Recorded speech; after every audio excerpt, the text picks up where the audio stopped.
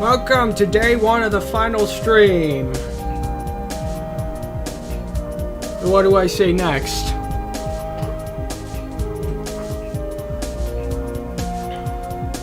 So, in this stream, I'm basically going to be working with a set of overclock computers, starting with this one, the 250 megahertz, the 250 megahertz Pentium MMX. Yeah. Ooh, yeah. It's been overclocked by reducing the multiplier to 3 and raising the front side bus to 75 megahertz, which provides several additional frames per second in Unreal, according to one-time demo. So we'll get around to that when we do, but now if you're not familiar with what's going on here right now, what you see here, this is a custom version of Windows 95 that I created sometime back and just sort of finished. It's called Windows 95D. In contrast to Windows 95B and C, it has several additional features included, like obvious ones like gradient title bars and menu animations, things that are not supposed to be possible in Windows 95, but thanks to an early build of Microsoft Memphis, as discovered by Blue Horizon, that's me. Yes.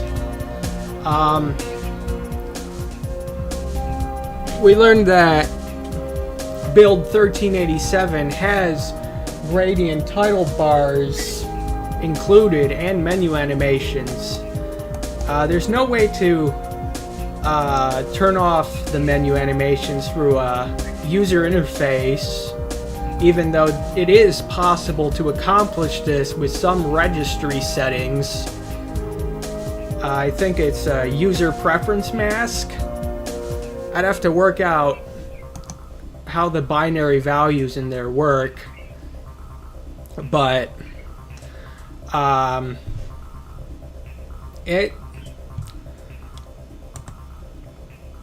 some of the system files from Memphis, when put together, can make for a pretty usable system in Windows 95. Forgot to turn off loop on this. But yeah, for an early Memphis build, it was quite stable in my experience. Yeah. Probably because it hasn't changed much from the Windows 95B code base. Just providing... Well, I mean, it has changed quite a bit, actually. On some fronts, but on others, like the little Windows common files like user.exe, gdi.exe, and shell.dll. They're pretty compatible with not only Windows 95B, but Windows 95A or RTM. Or the gold release, yeah. Yeah. So the display properties is quite emphasized in Windows 95D, just because I can. We've got the plus tab integrated into Windows 95D setup, so once you install Windows 95D, you automatically get the plus tab from Microsoft Plus, just as if you were installing Windows NT. The other thing, too, is that there are some The Advanced Properties menu now provides a lot more tabs because most of everything has been moved over there. So as you see, we've got the usual adapter, monitor, and performance tabs, which are quite prevalent in every Windows 95 OSR2 installation. But then the other tabs, like for the 3DFX Voodoo 2, are also moved in here, whereas they would instead be in this window if I wasn't using the newer system files. There's also the color management tab, which was backported from Memphis. Probably not useful, but I have it in there because I can.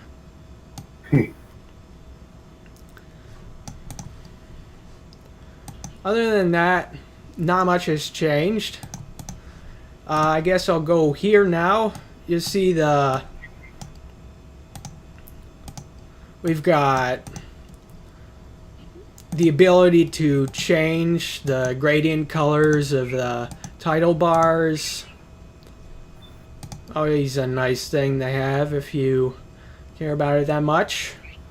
We've got some of the new high contrast schemes from Windows 98 backported over here.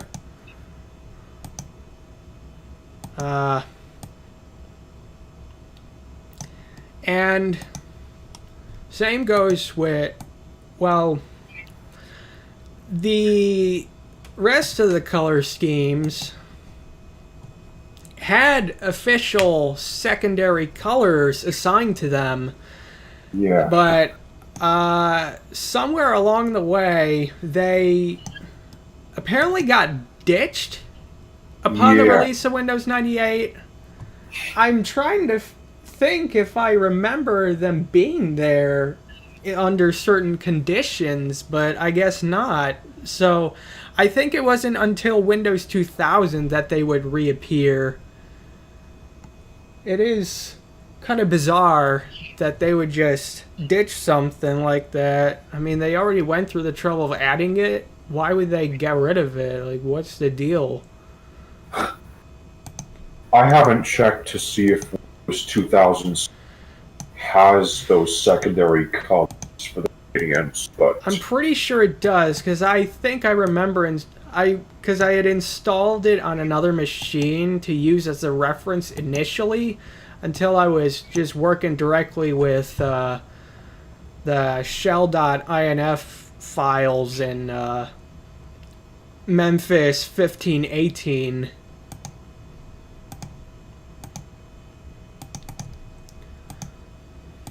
But yeah, these secondary colors are very much here, and I'm sure you could easily restore them in Windows 98 if you just override the default shell 2, I think, .inf with your own. I'll get around to making something like that when I feel like it. The other thing here too is that I have a ton of brand new tips for the welcome dialog, providing lots of technical explanation regarding the workings of Windows 95 and some actually quite useful tips, I think. Maybe they're not, but see right here it tells you can run dxdiag to diagnose issues with your DirectX hardware.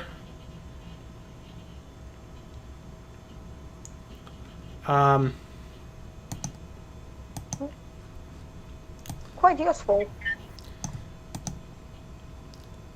Now I installed DirectX 8 here, I guess, but Windows 95D comes with DirectX 7.0a. And you see it's going just fine. And APM power off is executed by Win.com and can be toggled by running apm toggle.bat on the CD-ROM if desired. And in fact, I'm going to try that right now. Watch this.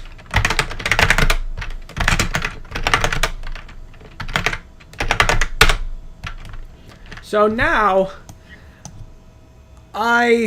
normally a Pentium MMX system is probably not going to support APM power off anyway, because most of them are based on the AT form factor, but this one in particular is based on ATX, and normally it is very much capable of powering off the system by itself using advanced power management. It doesn't have ACPI, but it can definitely power itself off. But by modifying 2 bytes at a certain offset with NOP instructions, which is hex opcode 90, or 90 technically. You're not supposed to say like 90, I guess, but if I go to shut down the computer,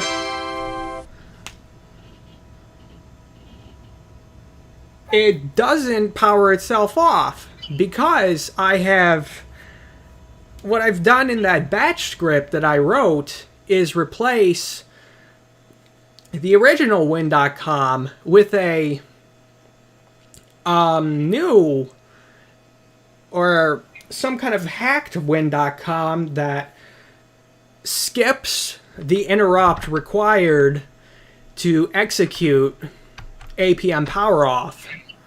So now I'm just gonna reboot, and you'll see that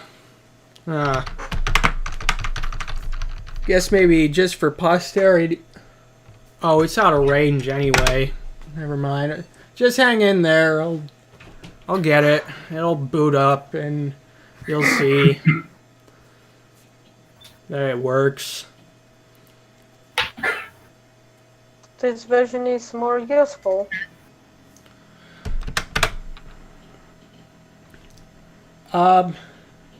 Also, yeah, Gabriel.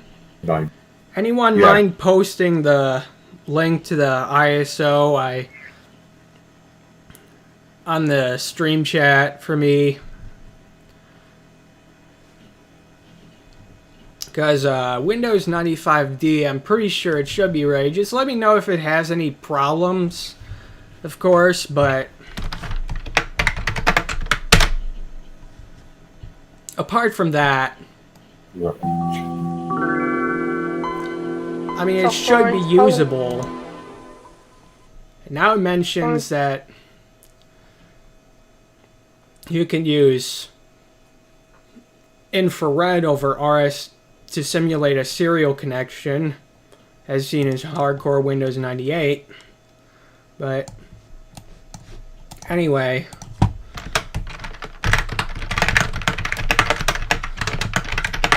I'm going to turn on APM power off again. Now, there are some known issues with running Windows 95D with the system files, though. I'm going to show you one of them. There's, for example, if I try to run GL Quake at 640 by 480, it doesn't work. But if I run it at 512 by 384, well, it's gonna look like crap on the stream, because like, I guess maybe refresh rate being off, but it works. So it's playing Half-Life music. What the fuck? Because I have my Half-Life CD in there. Wow, that's great. That it uses Half-Life uses the source code Quake. Yeah. No, really? Oh, you imagine that. Yeah, it only just calls for a track number to play and doesn't really distinguish what is what. So you could, I guess you could just put in some kind of techno trance CD and play some Quake. Yeah, it'll definitely be very fitting with the environment. But as you can see here, it only accepts resolutions up to 512 by 384, which small. is not really something that you want to go with on a Voodoo 2. Maybe a Voodoo 1, but just put the CD back in there, and I'm gonna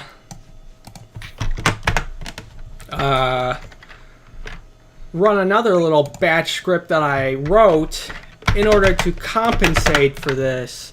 This thing is called systoggle. Now, there are two ways to run this batch script. One, perhaps the safest way, is to just go into the Windows directory and look for the systoggle batch file, if I can find it. I do have it in here, don't I? This is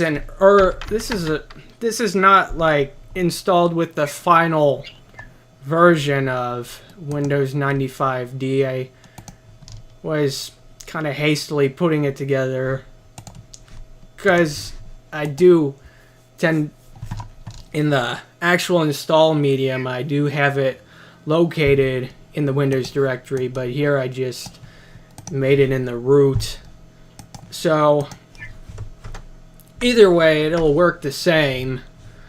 Just you double click this batch file and it will run the batch script in MS-DOS mode. And what it's going to do essentially is replace the new system files I had put in place with the old ones.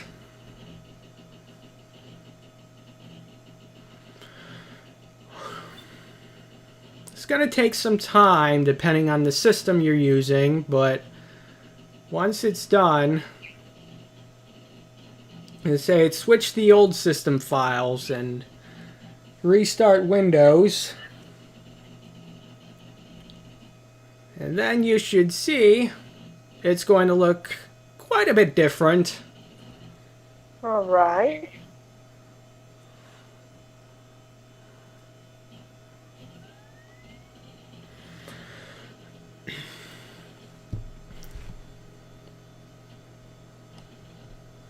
Well, we still have the banner, but the gradient title bars are gone.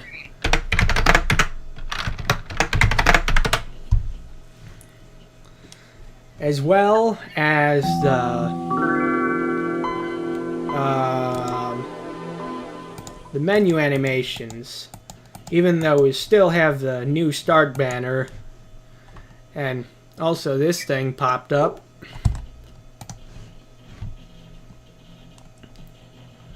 Basically, the display control panel now looks quite a bit different. You have so many tabs on here that I can't contain them in this resolution. We got Matrox control panel here.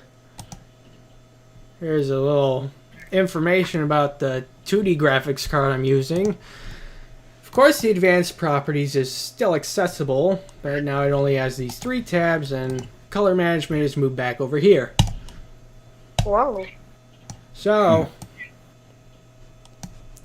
now let's try running Quake again at 640 by 480. Remember to eject the Half-Life CD. And now it works. So basically, if you have some sort of compatibility issues that you end up running into, yeah, let's play Quake with Half-Life music, I guess. So just... That's the perfect combination. Oh shit! This is amazing! Holy fuck! It's Klaxon B! In the difficulty select?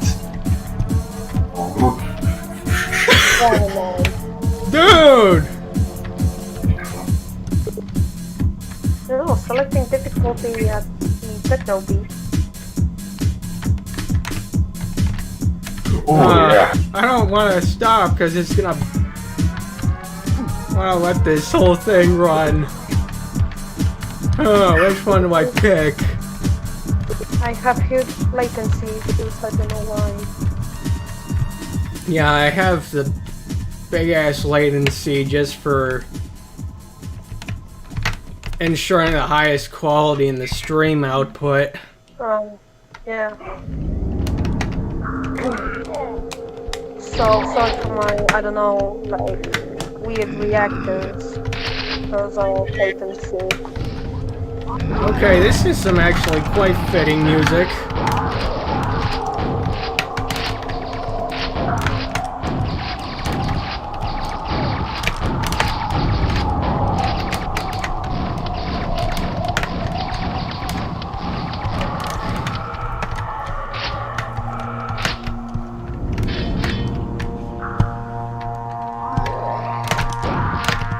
You know, I wasn't planning on playing through Quake in this stream, but I think I'm gonna do at least some of it just because of this. I mean, this is amazing. I never thought they would go together so well.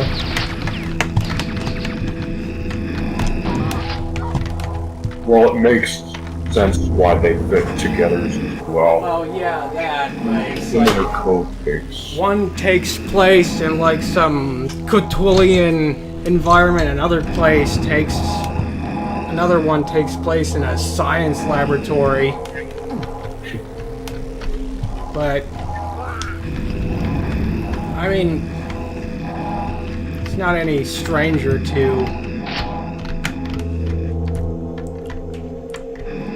I guess, like anything spooky. I mean, we've had creepy science labs out there before. Now,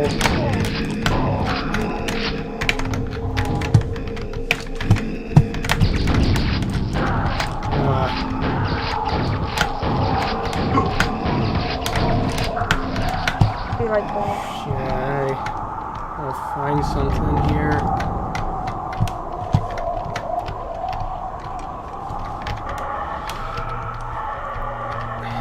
I'm doing so shoddy lately. Really sucks. I'm gonna play some Unreal. XP.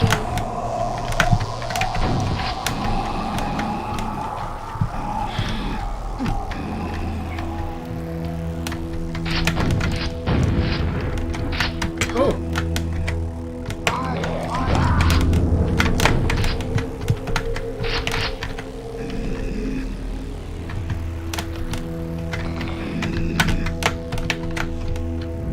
I didn't actually play Quake. I played Half-Life, like Half-Life.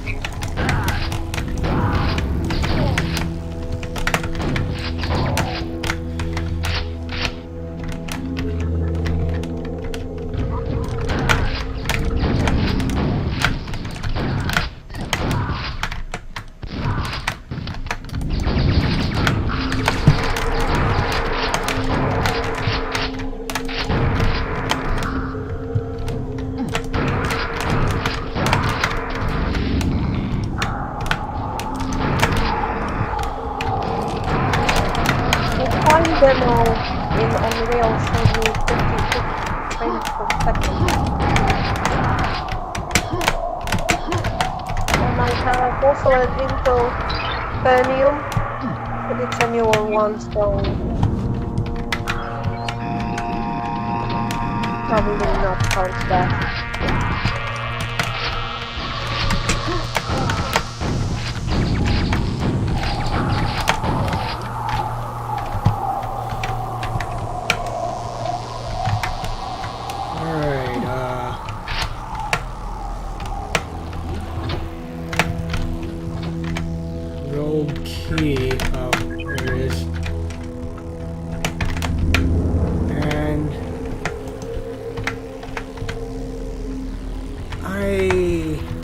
how to get that secret over there.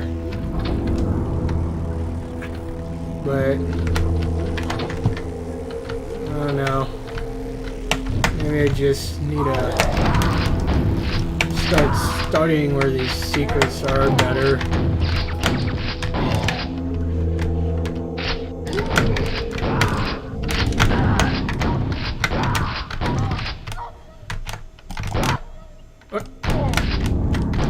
Stalling at times. It's running great, Well, I mean, it'll like freeze for a second and then just come back.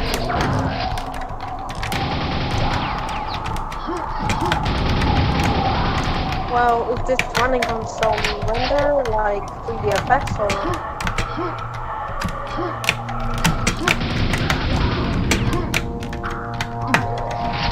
Alright, let's get out of here.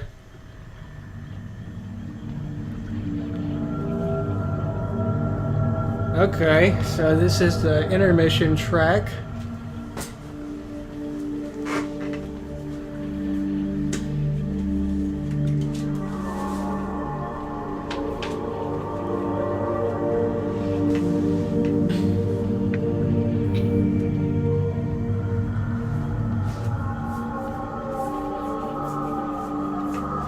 I don't know, I don't trust Quake Champions. There's something about it that gives me bad Dota 2 vibes.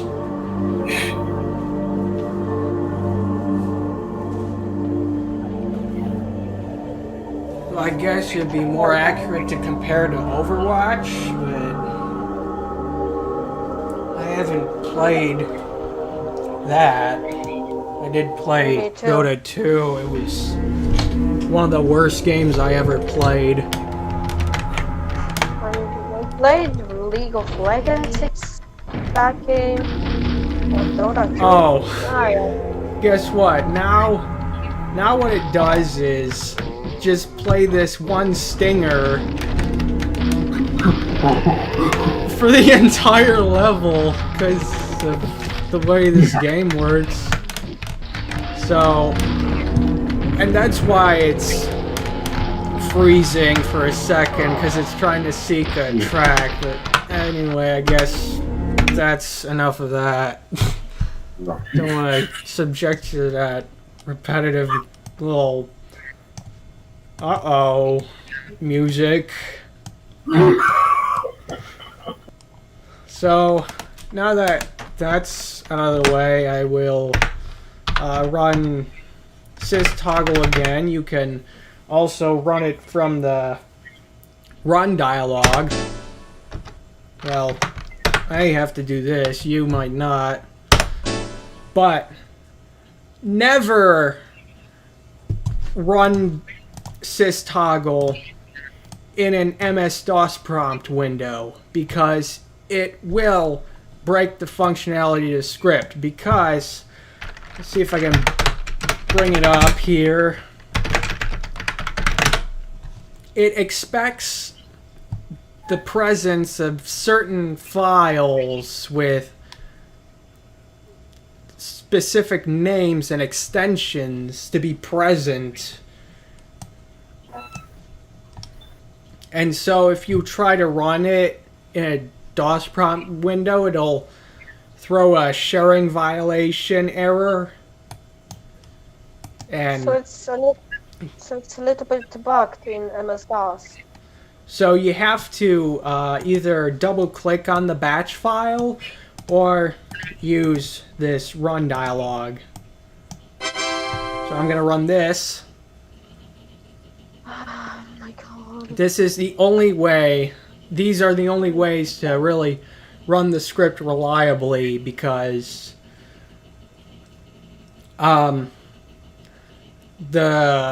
many of these files are going to be busy in use by Windows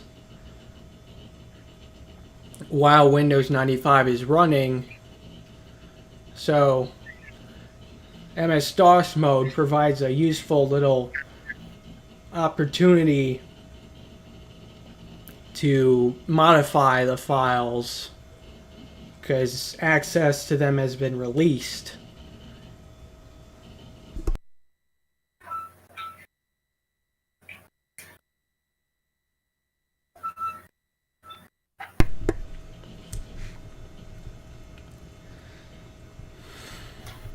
And our gradient title bars are back. So...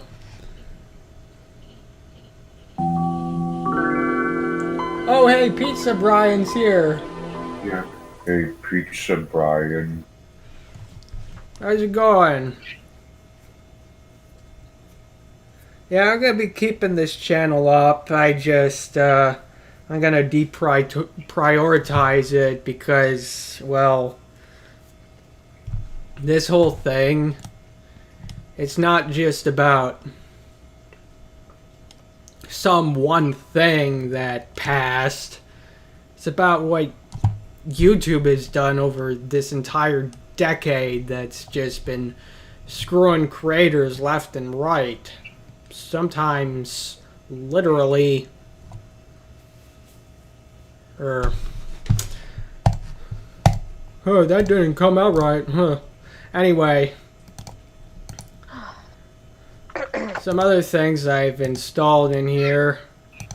Half-Life, of course. And full-tilt pinball. Oh, yeah. And Pinball. even, yeah, Hyper Studio. And, I guess what we're gonna do with this is try to create a new stack. As long as I can just wait for this thing to load. The longest.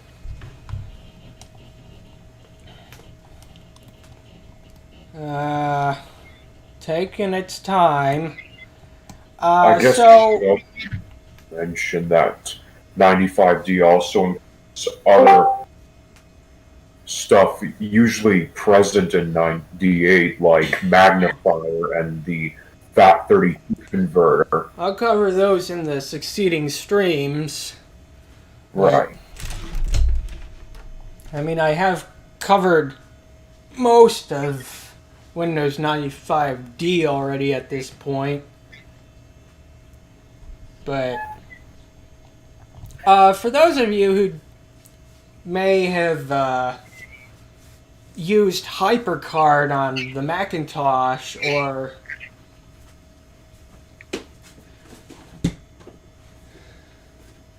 maybe this program was installed in your school, it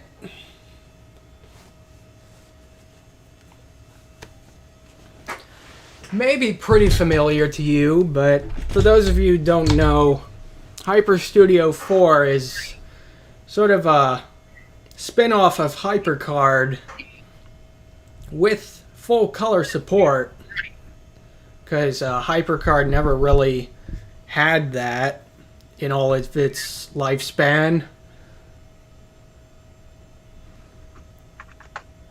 But Hyper Studio is mainly geared towards the educational market. I'm not really sure how we got a copy for home, honestly. Maybe it was sold in retail stores, I don't know, but it is Maybe most the home commonly edition found on was sold. school computers. Well, I used PowerPoint. Only that. Yeah, this isn't quite like PowerPoint. It's more sort of true to the form of HyperCard. I never seen HyperCard. It was a popular Macintosh program. It was argued to be a sort of pioneer in the realm of like interactive media. First came out in 1987. Well, it's an old one. you might want to take a look at the Computer Chronicles episode for it to get an idea. So, If I could find one, yeah, why not? anyway, let's create a new stack. As you can see, we've got just pretty blank card here, but you got tools that you can use to do stuff.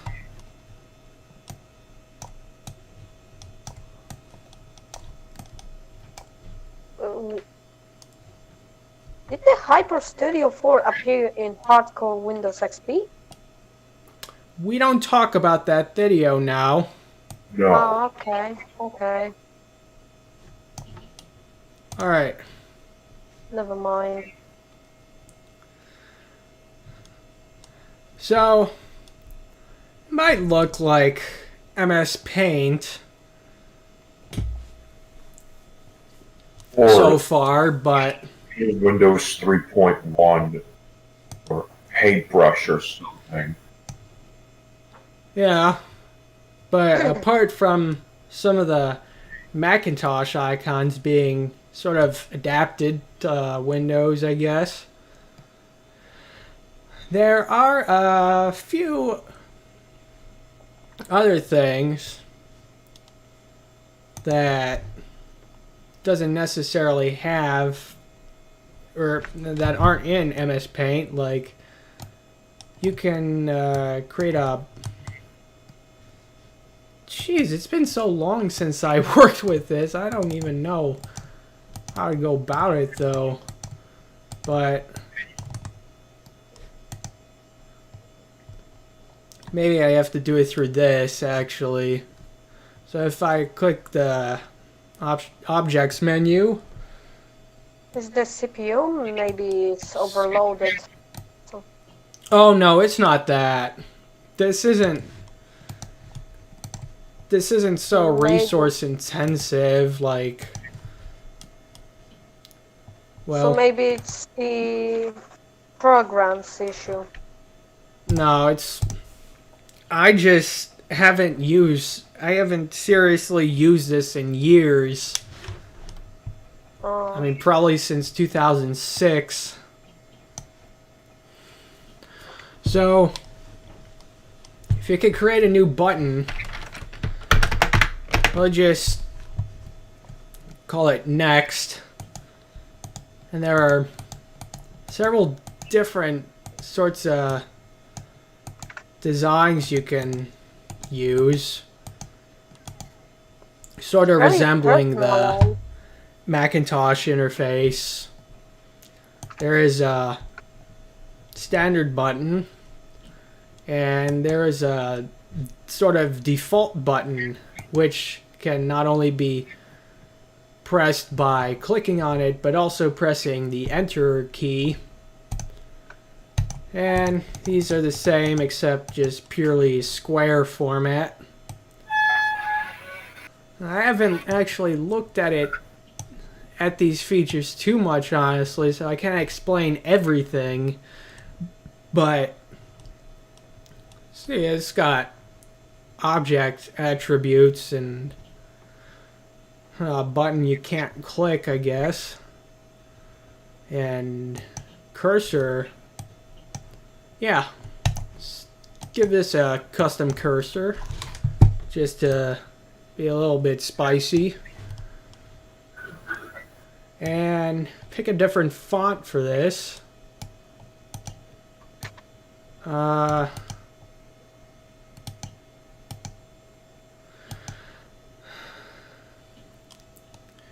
It is the supreme art of the teacher to awaken joy in creative expression.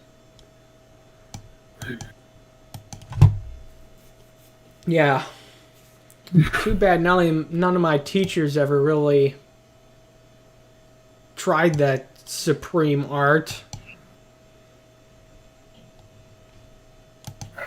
Well, in Poland, they give it depression even more. Yeah, I don't know what schools are like in Poland, but They suck.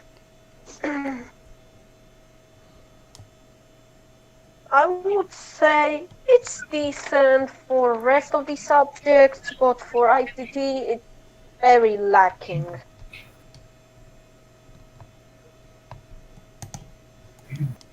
We didn't learn like about old OSs, software.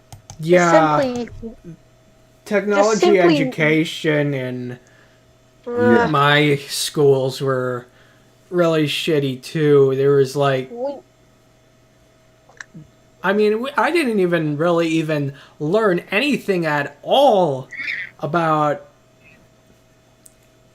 or at least nothing really seriously involved with computers until 10th grade, which is quite depressing. If I had, if I was allowed to start learning a lot earlier, it would have been a lot less depressing to go through this entire routine. What's even more depressing is that a 4 year education at college doesn't always teach you everything compared to continuously ex- self teaching. exactly. Yeah, Well, they talk how college was pushed so hard in high school. They just had marketing all over the walls for college. Well, something uh, university is the place to go for your education, and you get to be in football team too. Ugh, uh, goddamn we have football. this similar thing to like technical schools because I'm in 8th grade, which is the last grade in Poland for primary school, and they advertise this crap too. We don't have like colleges in Poland. I don't know. Do we have ones? Anyway, let's just place our button here and click outside, and it will ask us for some actions. There are several of them you can do. Places to go, Switch just button. some sorts of navigation that you can do. We'll just say next card. And, oh yeah, you can also select the transition you want. Oh, Fastest just means no transition at all. But, let's say maybe I'll do, how about dissolve? That looks pretty cheesy, I'd imagine. And you can also assign other actions, like you have it play a sound, like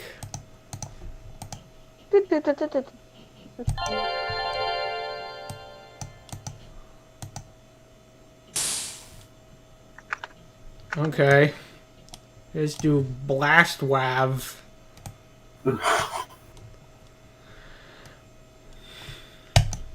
That sounds pretty alright.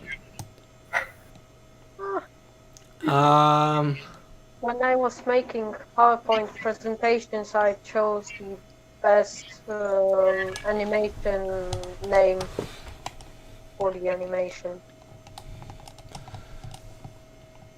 and now, of course, this card doesn't really serve too much of a purpose so far, so wonder if maybe I can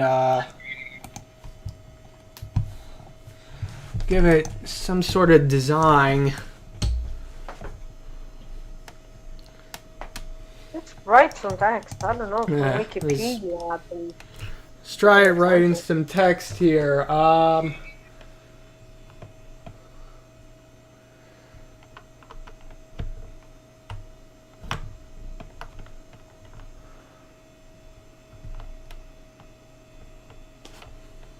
I can't think of something. I didn't really have much time to plan this all out. But, say,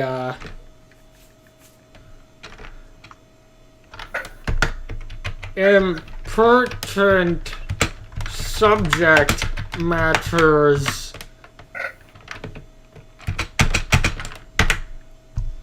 Yeah. Now what? I gotta add a text object and we'll say, just give this some kind of a name. Yeah, I don't know, do that. And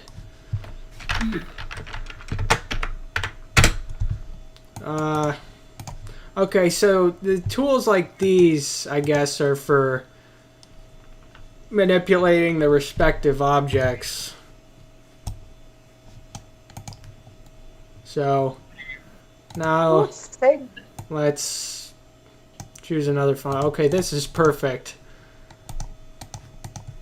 I would say that Hyper Studio is more interactive than PowerPoint. Yeah, I used Hyper Studio back then just to like create some sorts of very simplistic GUIs.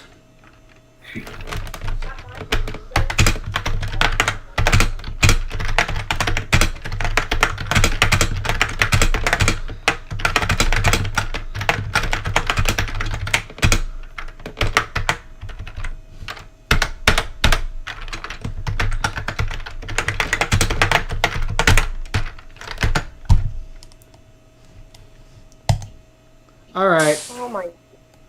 Hello, So, mister. I'm gonna go ahead and save this stack.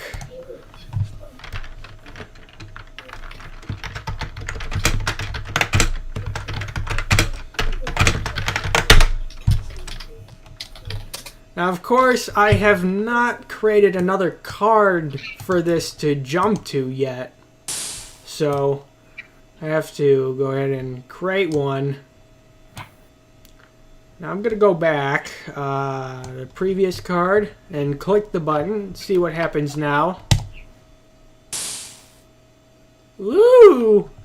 Look at the cool transitions. Really good. So, now let's try to create something that's very, well, okay, I'm not gonna be that crazy. I was gonna try to make something that would hurt your eyes, but I guess I'm not really gonna bother with that right now. I'm not Vine Sauce, okay? I'm not funny.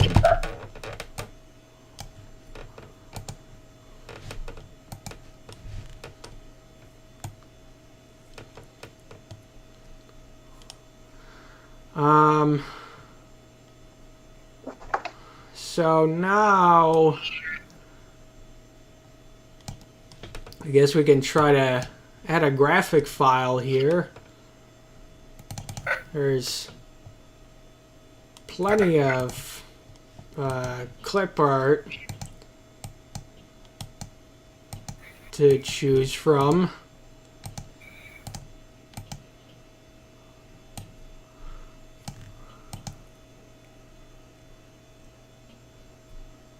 It looks like a debranded Desk Pro.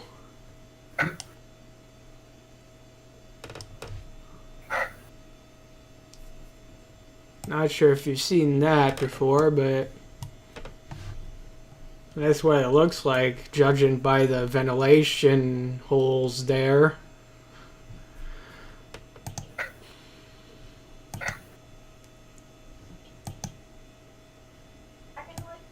A nice computer image. Yeah, nice Oh. doc.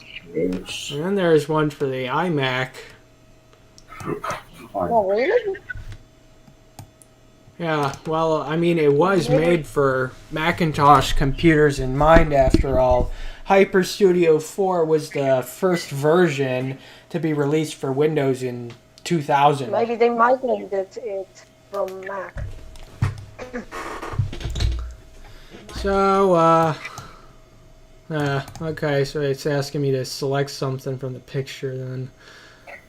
How unfortunate. So you just select the entire thing, and you can scale it to your liking.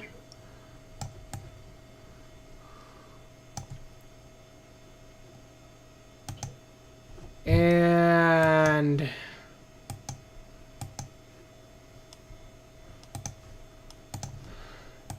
do have a bit of a problem where it's like the background is there, but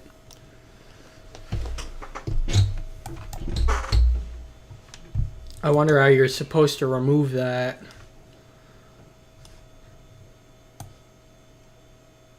I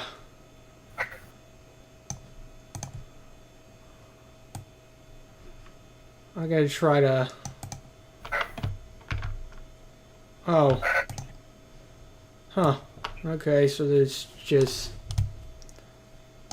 a graphic object, so it's gonna be treated differently. But...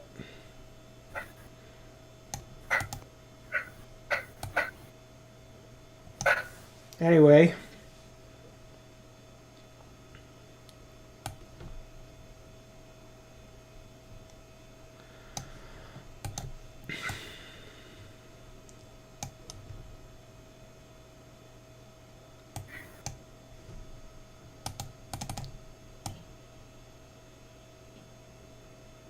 Interesting that it has an opacity feature.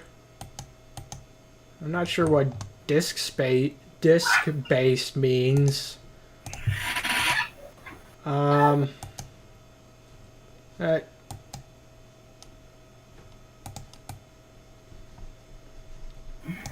can drag these graphics around like so.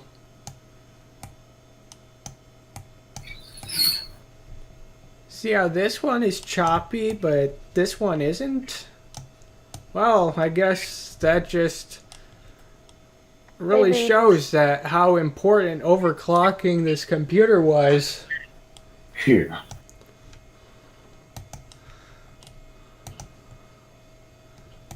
So now let's see if I can format the text here, text style.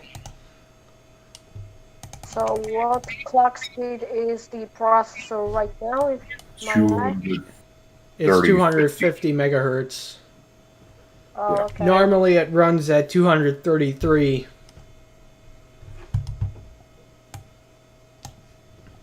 Well, I don't know how fast mine goes right now. It goes probably by the default clock speed, because it's not overclockable.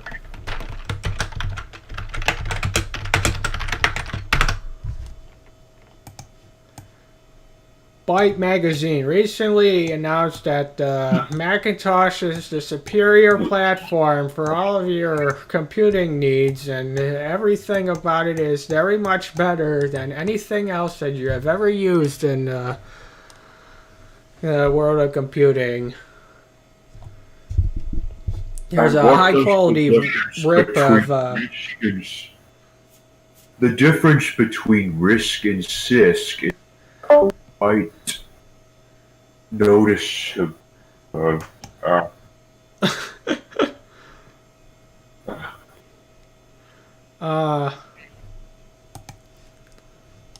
And we unfairly compare implementing an IDE hard disk to a PC compared to a SCSI drive to a Macintosh as well.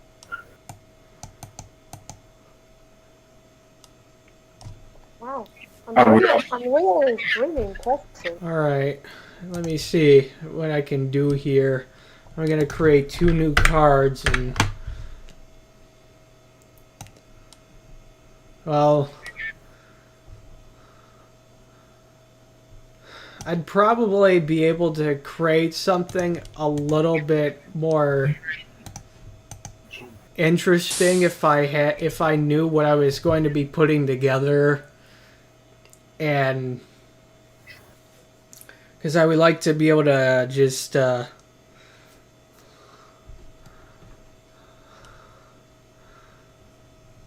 well, I suppose there's not much stopping me from doing it, so I guess first of all I'll assign an action to this. I'll tell her to go to card 3 and done. And then assign an action to this. I'll go to card 4. So you have some little choices here. Of course, you don't see anything here right now, but I'll have that worked out in just a bit.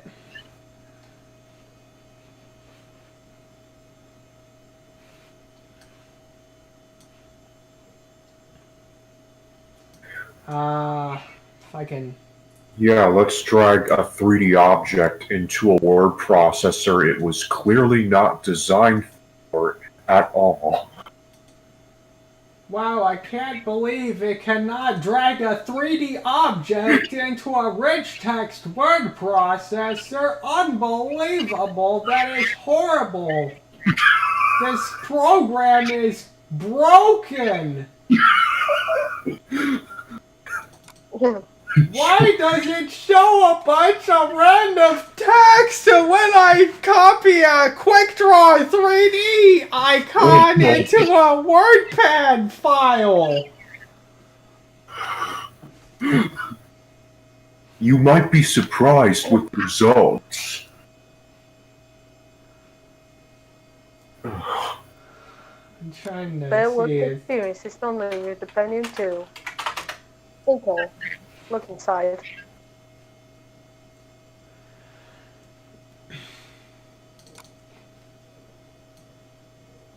Well, Pentium 2 will be tomorrow, yeah?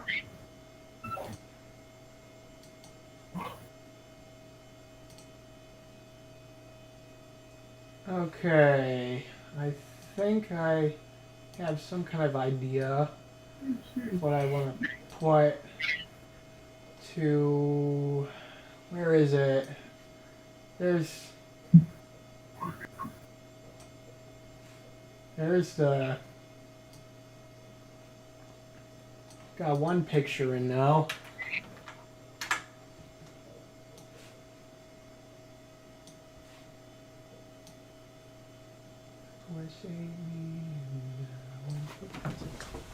Okay, so now that I got that taken care of, I'll just copy the files over here.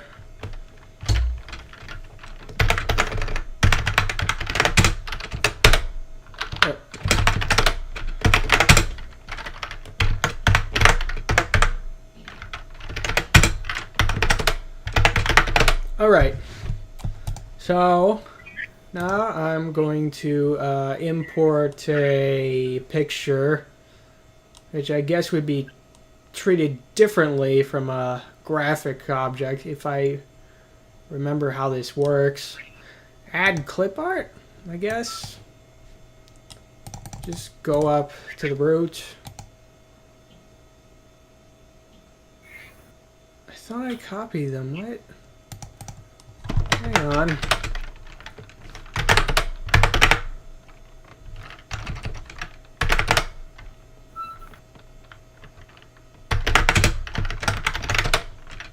Huh.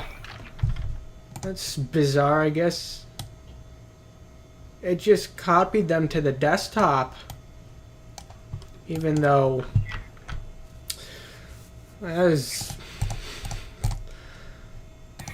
This really is something else sometimes.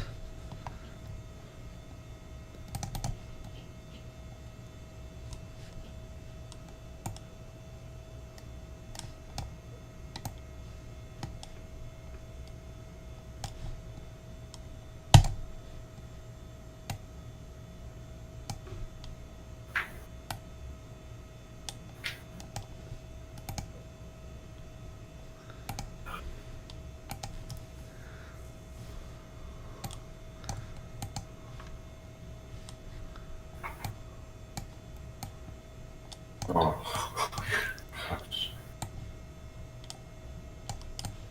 Hmm. Whoa. What it is?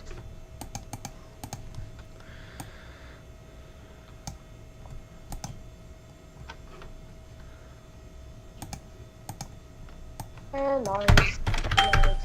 Nice.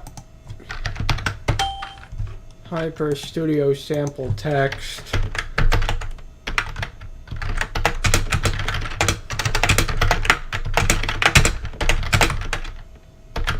Whoa, whoa.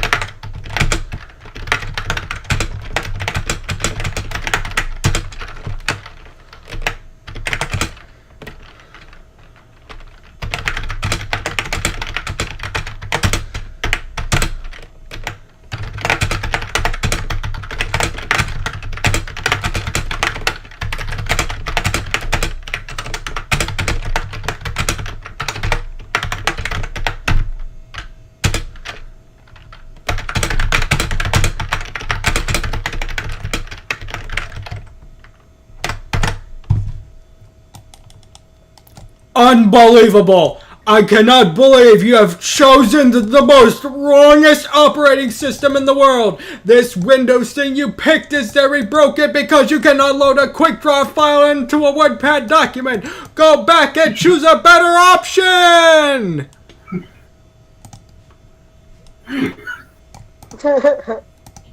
Alright.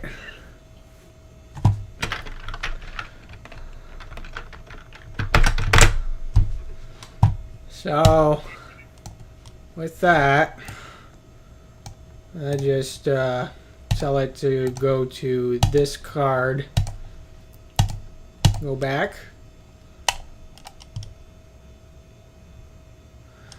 and you will be highly shamed for basically making the very, very wrong choice.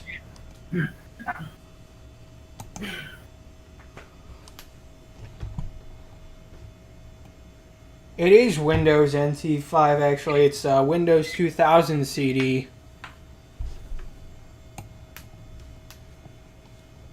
Yeah, I thought it was a pre-release disc at first. It just says built on NT technology. Right. And I would. That's lousy. It doesn't support drag and drop. I think it would. I would have thought it would have done that. I mean, it was the Macintosh having emphasized that so much. I mean, you could drag and drop a 3D object into a text editor. But I don't know, I guess maybe it works on the Mac. I haven't tried it, but I guess maybe Windows was sort of an afterthought for them. Like, okay, maybe we can make some extra money. Windows still is so hard because it's built on a house of cards. What is this sheet prompt here while I cover my eyes and plug my ears? It's slow. And that's so loud, it's about as far as watch a paint dry. Beware if you got a short fuse because it's a kind of system you can't use. I told you, homeboy! You can't use this! I'm the machine, man. I can't use this. Yo, give me the instruction manual! I can't use this! Tech support's still busy. I can't use this. PowerPoint and Windows! Office and NT! I might like it better after Milo button me!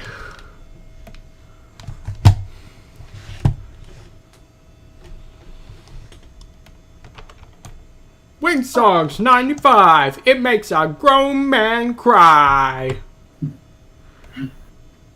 Back at one point in Unreal and I don't know how to do this.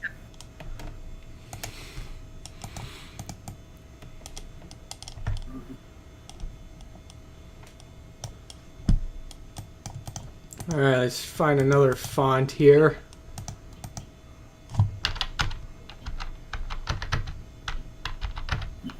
Yeah, this is definitely the terminal font, or... Yeah, sure. Definitely believe that.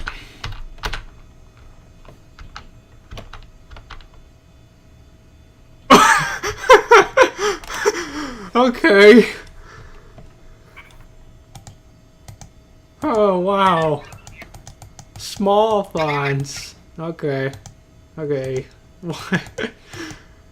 They're just there because, well, something. I guess it's for, like... I guess it wasn't meant to be read, obviously. Just made for, like, if you're scaling out an entire poster with a lot of text on it and some graphic design software would render the text using this small fonts thing.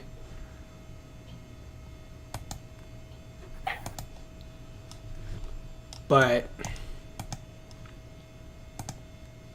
all right.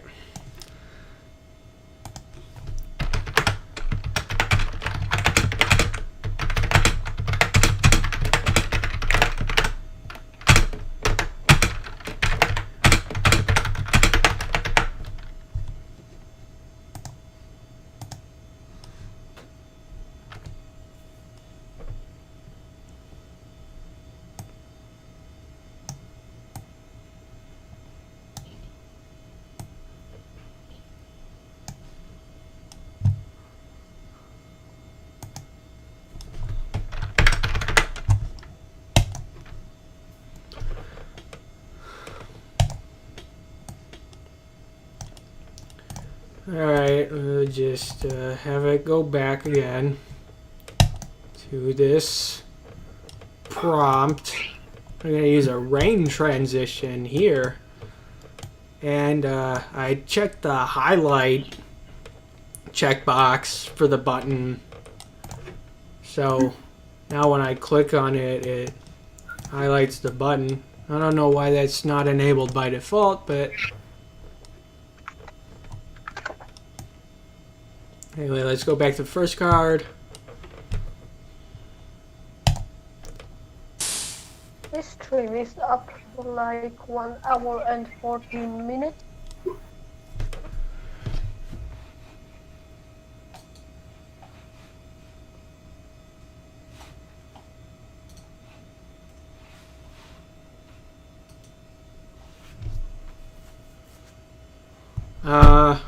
Okay, Macintosh or Windows?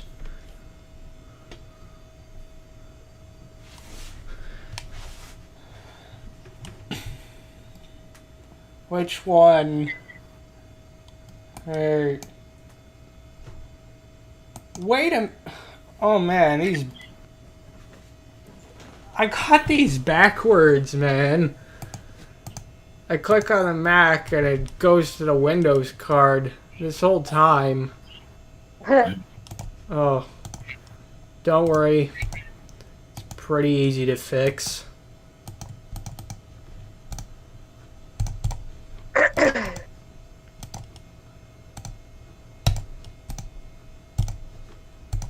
Okay. Now we got our little interactive cursor. Macos, the cereal that goes crash. Hey, at least I never saw a DOS prompt. I haven't used macOS that much apart from... I haven't used classic macOS that much apart from in elementary school, but I have heard about like multitasking being particularly unstable in there. I only have like basic knowledge of, I don't know, basic DOS prompts, commands. Oh, command. At least it works with the scroll wheel. So, alright. I guess we've sort of made the point here. It's... has absolutely no meaning, but it's there. Yeah, just skewed into this tangent. And that You know, the other thing too is that Hyper Studio was installed in the elementary school computers, but they had some really stupid arbitrary rules set in place. Even though it was installed on those computers, they said, no, you cannot run Hyper Studio on these computers. It is not allowed. And I never figured out why, but by pure circumstance, I happen to have a pretty clear picture showing proof that Hyper Studio is not allowed on the computers. You are not allowed to use it. But it is installed on the hard drives. So why can we not use it? No. So Just no. they'll just come up with new ways to just say no whenever anyone tries to do something, basically.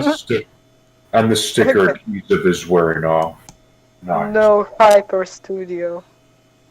Why? So, now that that's out of the way, play some pinball. Yeah. So maybe I can play too, because I have XP launched. So yeah. It's a Windows 95 game. It's also... Alright. I never used 95, okay? Well, you gotta try it. It's really cool. Okay. It's I will also... download the 95D, and do I need to use Yerma? No, it's not required, but it can work with it. Anyways, maybe someday I will do a live stream on Twitch, just like with dual booting my PC. It was a lot of fun. A lot of people don't know, but the cool thing is you can actually run Full Tilt Pinball on Windows 3.1. It was designed for that too. Yeah, I think there is also a version for Macintosh as well. Huh. I've never... Well, I'm impressed that Deus Ex ran on 3.1. Yeah, so the other thing you might notice is that for MIDI, I'm using Sound Blaster AW32, and the soundtrack for Space Cadet sounds really amazing on this card. Well, it's actually Sound Blaster 32, but not too far off. I was only playing sounds, no music. So, okay. Pinball games. Let's go. Yes, And just hope that I don't botch this easily.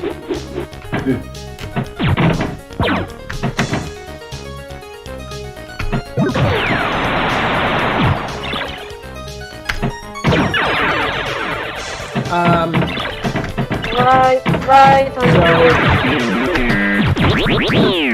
The differences between this version and the one that was included in 95 Plus include higher resolution tables up to 1024 by 768, as well as multiple balls. You can actually have up to 3 pinballs on the same table at the same time.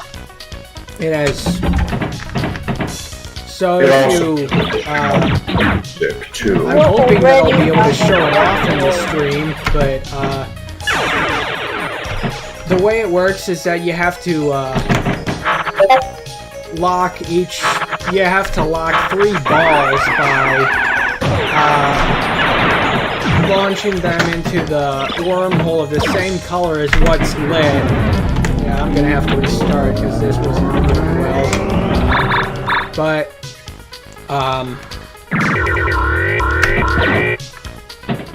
Get a new score. it's also more generous with replays. So, like, after you complete a mission, it always gives you a replay. So, you have more leeway in some regard. That's nice. And No! Came in the middle.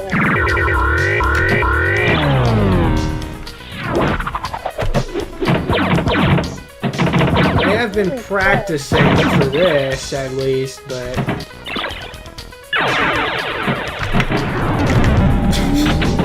okay.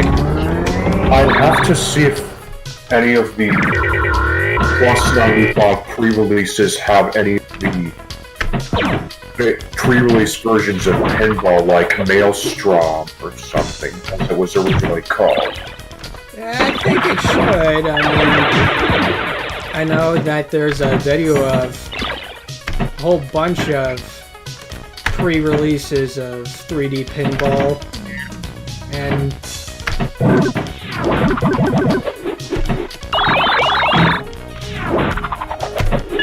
one of them had some high-resolution sound effects.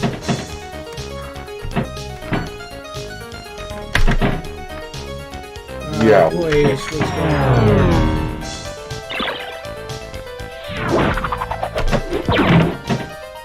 Yeah, 22,000 sample I think.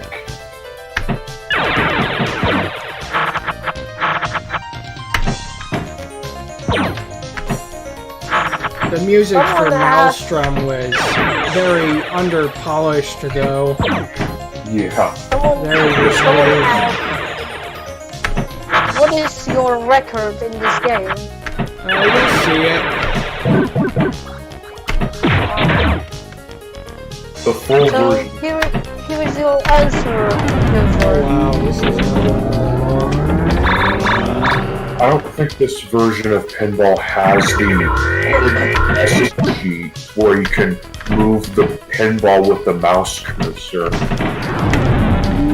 And probably yep, 3 times in a row.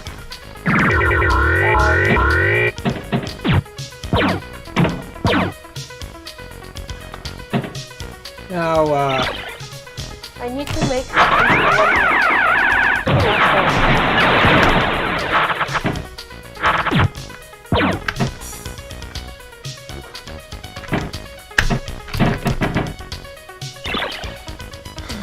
Well, some time ago I recorded a regular me playing pinball.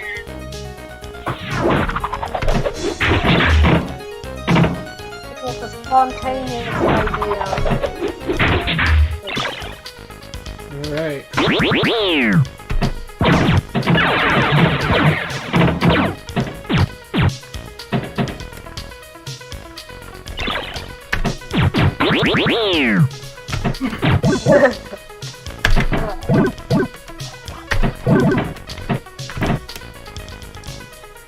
gonna see if I can lock this ball. Great! So that's one in. And if you lock 3 of them, you get a meteor storm, which is basically a 3 multi-ball that can be very helpful in certain situations. Well, how do you get multi-balls? I just told you, you have to lock 3 multi-balls by,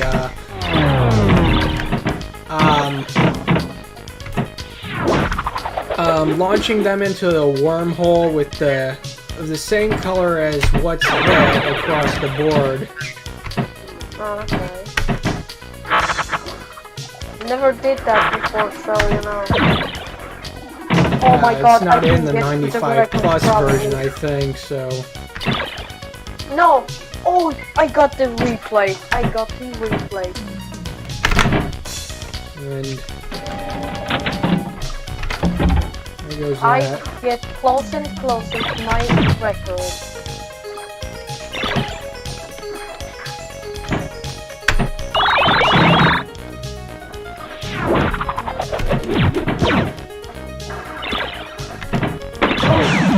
Hopefully this one should be good.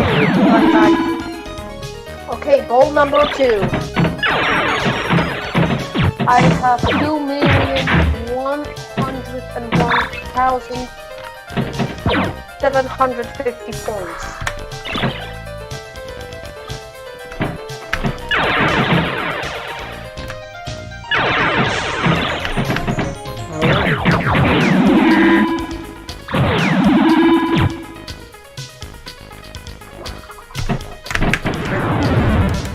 This one goes waste too. Don't worry. That'll just work out.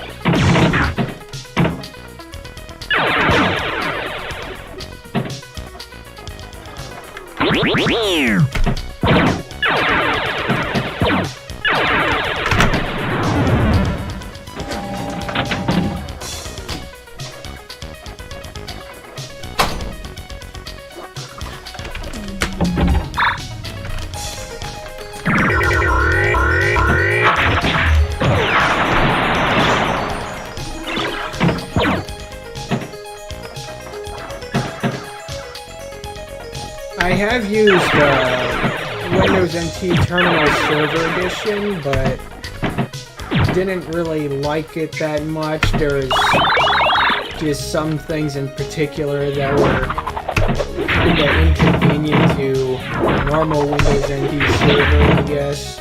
I mean, it was useful for the remote desktop protocol it had, but I just preferred to use something else. What actually happened? I don't remember what all it was. I'm close to 3-0.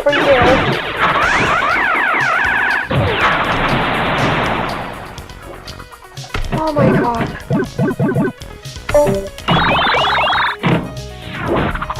Upgrade attack bumpers.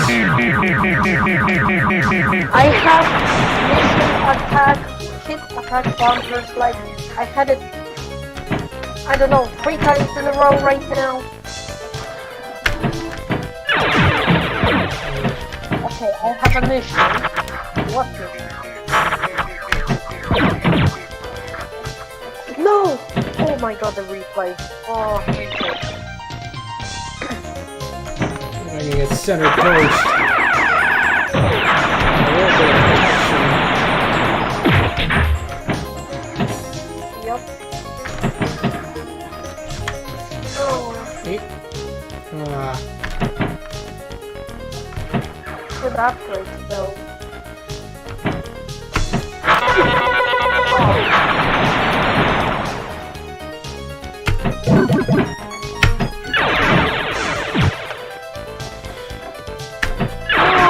Oh, I could miss still. And the gravity well. Oh, you only have 5 minutes.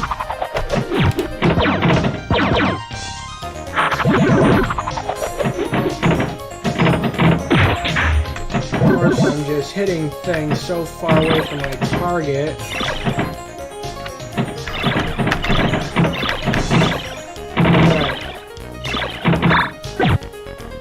Well, there goes my play.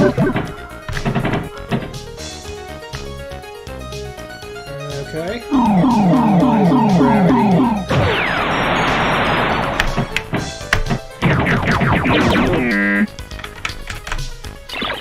And So I finished my game with score 3,443,000. 1,000. I'm That is a at lot of 7 million now. What should I name myself? I don't know. Maybe just that player now.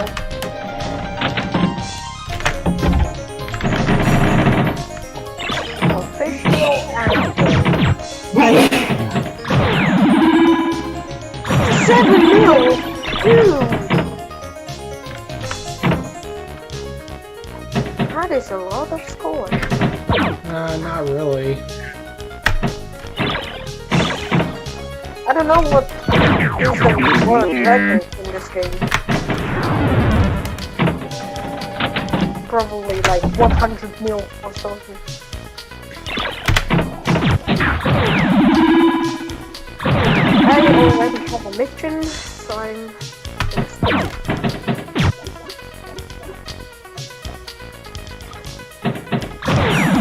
I have to take this run thingy.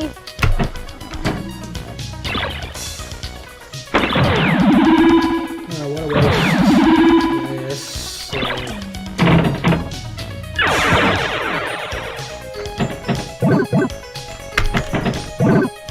Okay. My lunch.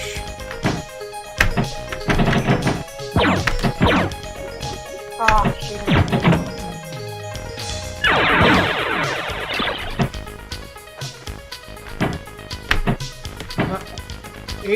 No! Oh my god! Oh.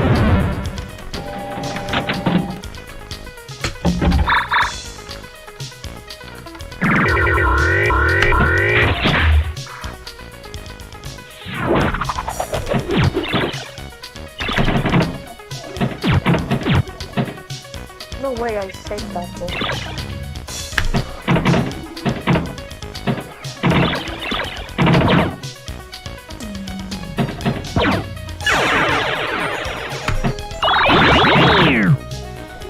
That concludes I'm bad at games.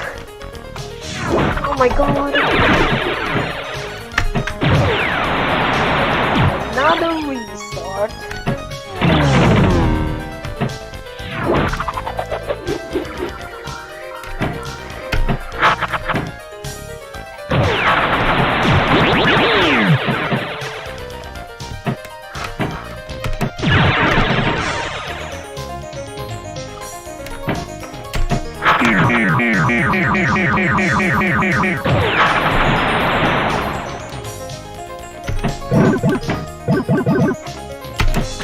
This live stream will be archived. Yeah, it's gonna be archived. Oh, that's nice. So I can rewatch this over and over and listen to my terrible voice.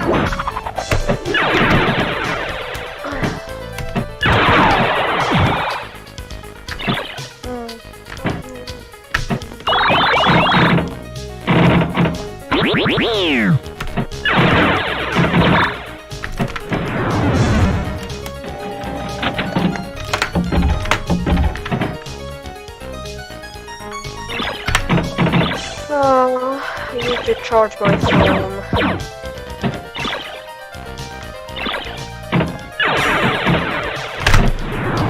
Oh.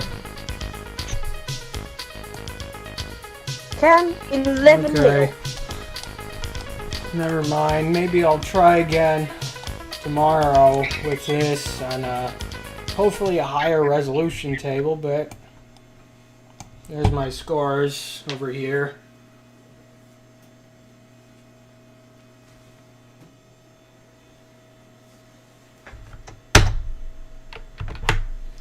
So, All right. yeah. Oh yeah. 31 million. Nice.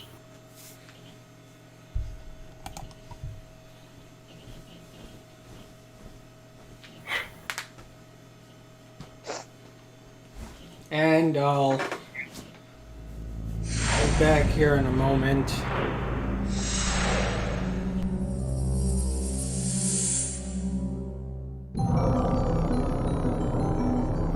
Stop knocking on my wall.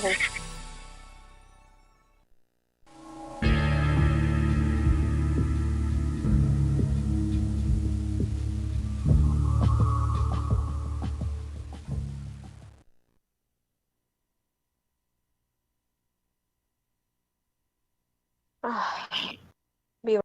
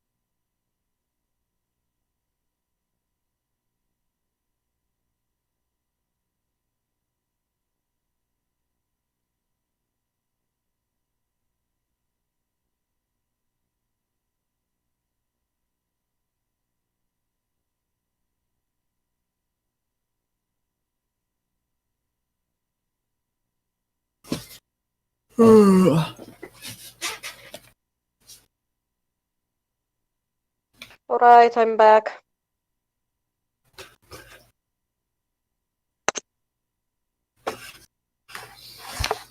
I see Half-Life. I have Half-Life 2. It's a newer version, I guess.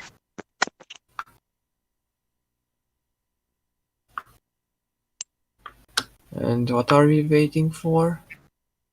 I think Kuji's taking some walking again. He has a hard time sitting down at a keyboard for a good amount of time. Okay. No, Okay. hour and 39 minutes of stream.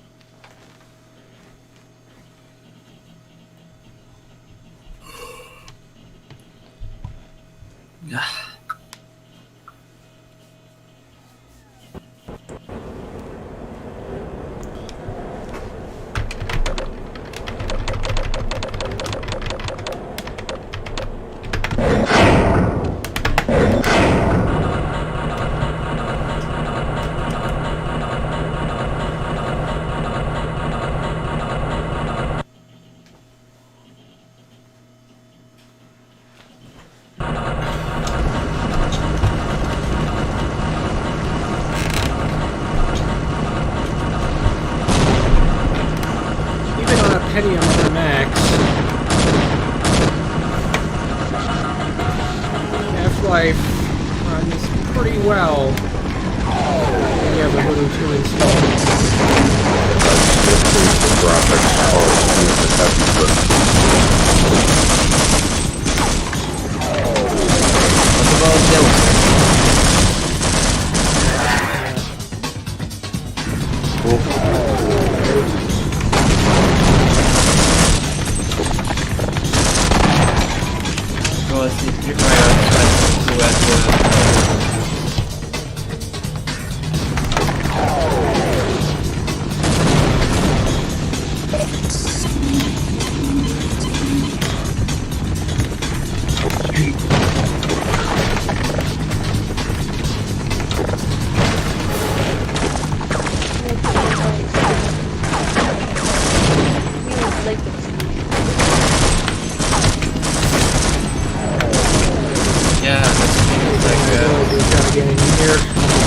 50 seconds. I wonder if I should start my phone. I'm talking to my phone because it's lot easier for me.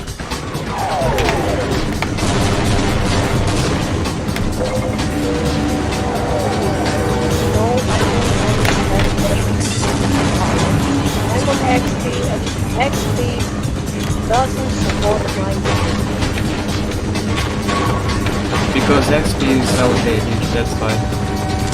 I'm using Galaxy 83. That's why.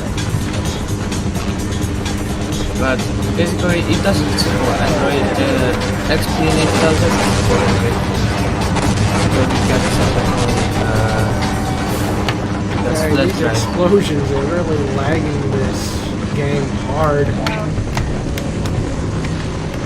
Half-Life runs on my Where was it computer supposed to go? Damn it. with 60 FPS. It's a newer hardware. More powerful.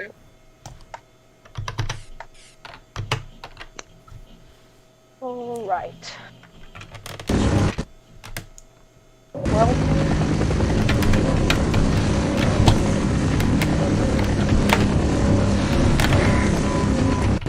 my oh, CPU shit. is a Oh, never mind. Intel Pentium dual CPU.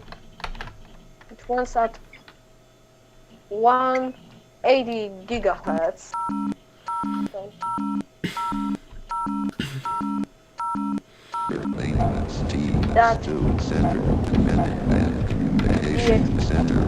that the act shows me that directed diagnosing.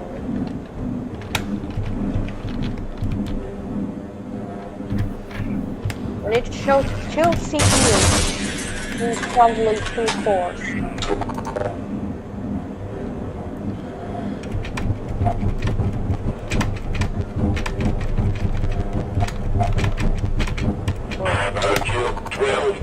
I find this is a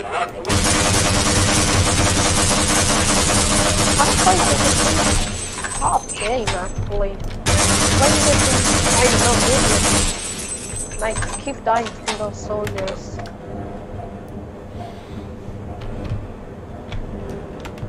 Those HECU guys.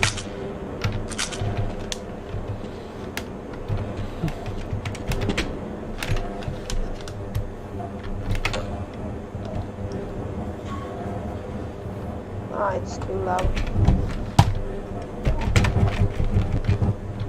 It's a good thing I've got a Voodoo 5 5500 AGP card so I can plan on playing these 3D shooter games. Ah, you know what? I'm bored with The Asus people. board I'm with gonna do PC mod. just trying to get the Asus motherboard complete point 4 gigahertz Pentium 3 first. Oh my god. I'm doing a test on PC mod 05 and it's gonna take 34 minutes.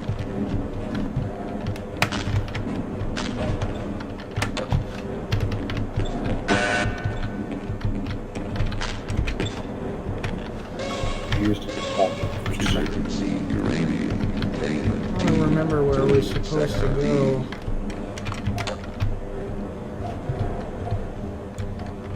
Maybe it was further down here.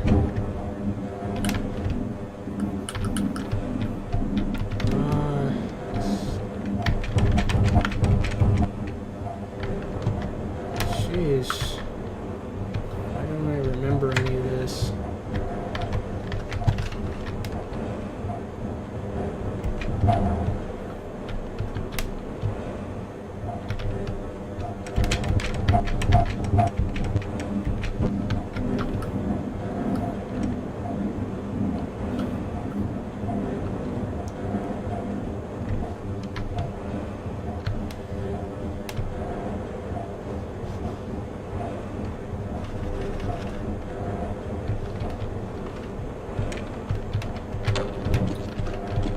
Sure.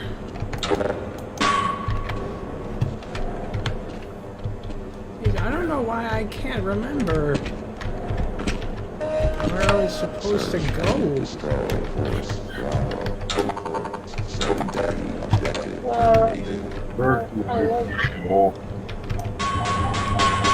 I come to try very old now because of this latency.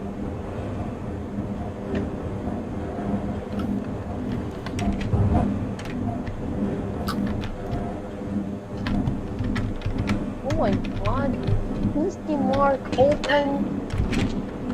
Internet There's something here. Explorer.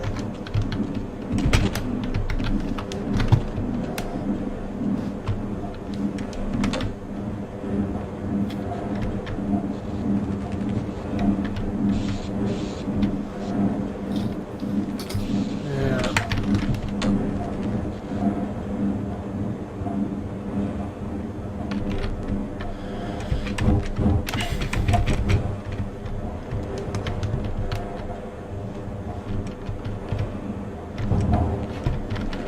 Coleman wrote that he is watching the live stream on Pentium 4 on Windows XP.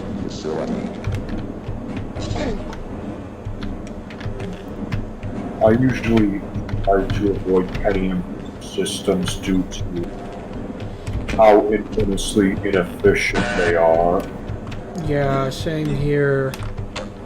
They're just awful. Especially the Dell branded ones like the Dimension, etc. Yeah, those things are everywhere in thrift stores. Wonder why. Maybe it's because they were so bad?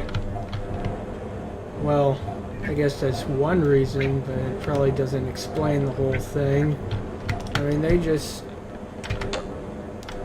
they're easy to throw away, for sure. Well, I wonder if I could run I 95 can't to remember. 255 I had gone through this with no trouble before. Half-Life can be confusing.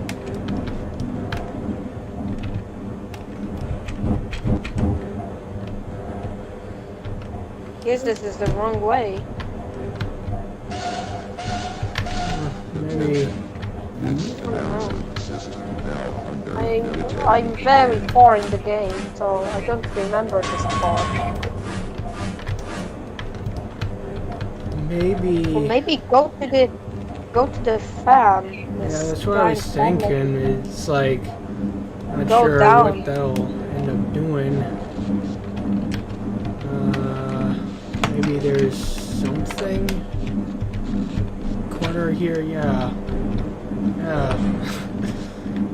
And that duct was just for secrets and dialogue.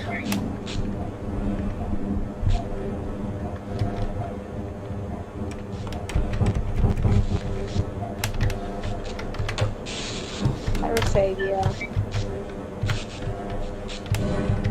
Okay, which one does this have? Well, so much for the government. Their idea of containment is to kill everyone associated with the project. Judging from your habit suit, I'd say you were part of what went wrong. Isn't that right? Now look, if anyone... I recommend things prepared at any stage in Half-Life. With the transit system out, Oh, I yep. couldn't tell you how to get there. But there's an old decommissioned rail system somewhere through here, beyond the silo complex. If you can make it through the rocket test labs, you might be able to worm your way through Hey, the Al. tunnels to track down whatever's left of Hello. the Lambda team. You can trust them. You can trust us. Hey, Good luck. Hello. Hello.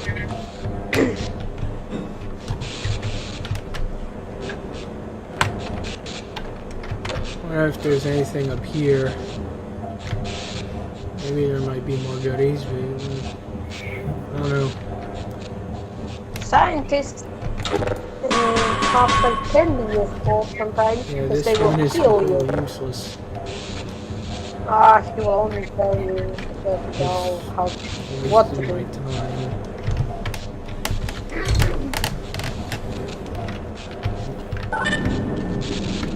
Alright. Going to Silo D. No, you can't go here. There's nothing here. So you need to go through that big red door.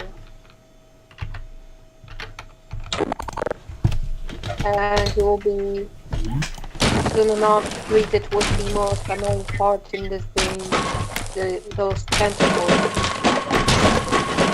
react to the sound.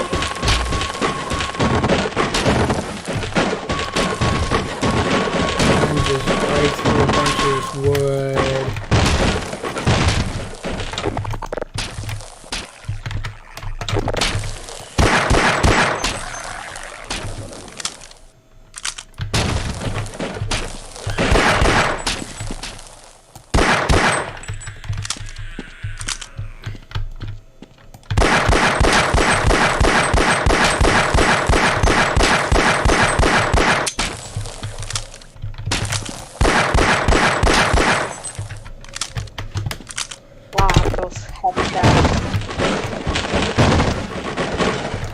There's some pretty cool videos from, how do you say it? Marfimus Blacktimus? Yeah. The Half-Life fact files that show a lot of details that went into the work of this game. I watch them from time to time. And many unused parts of this game.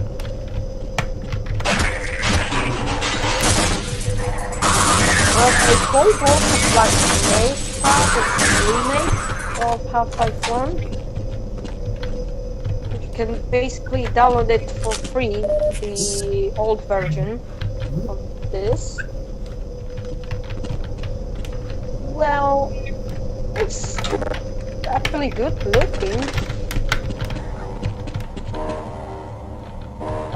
But still, it's very confusing because it's a little bit changed in some levels.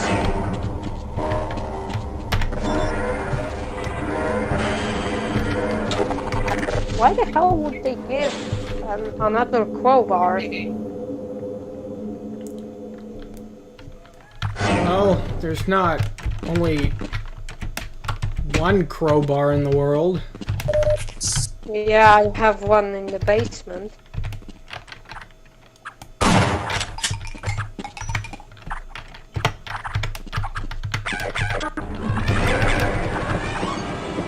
Wait a sec.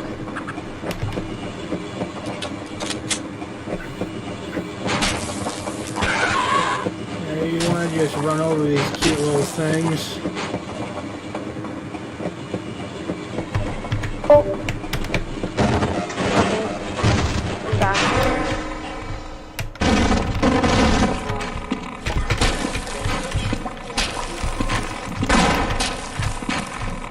Okay, how do I get back up here?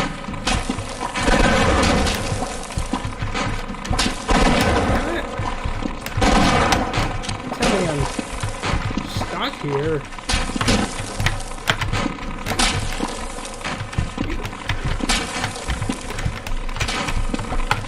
Oh.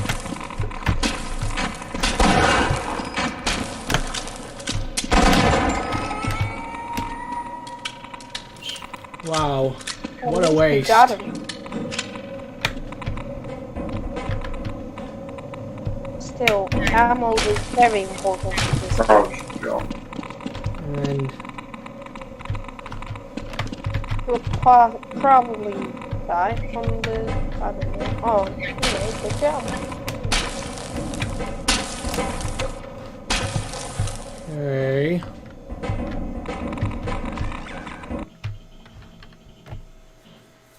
Did you ever completed Half-Life? I've played through Half-Life a couple times maybe through the whole thing. But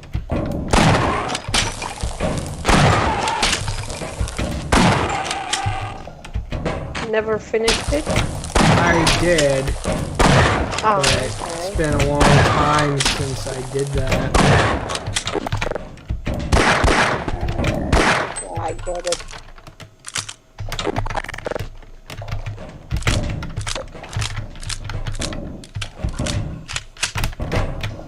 Rather like to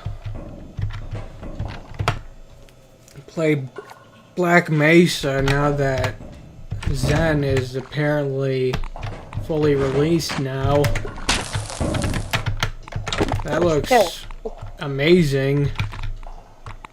Still, Probably- it's better than Hunt Down the Freeman. Comparing it to Hunt Down the Freeman is kind of insulting, because, you know, anything can be better than that. Well, they tried, okay? They tried. Because, like, Black Mesa Zen is actually crafted with integrity. Well, I don't know how many people created Hunter the Fear. From my observations, it seems like one person has been creating this.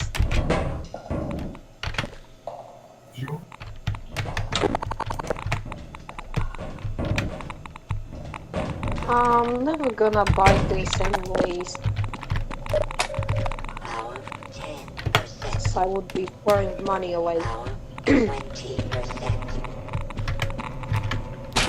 Just to hear, I don't know, a bunch of YouTubers.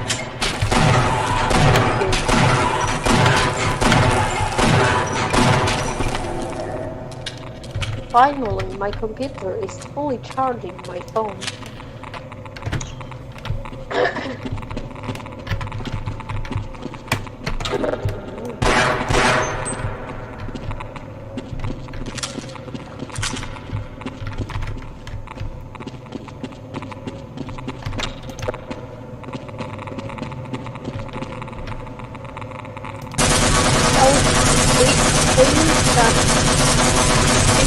You can basically kill them with 5 shots.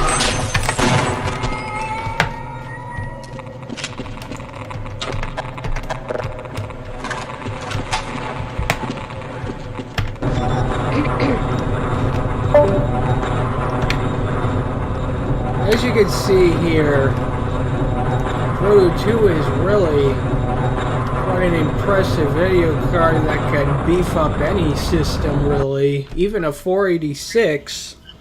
Right.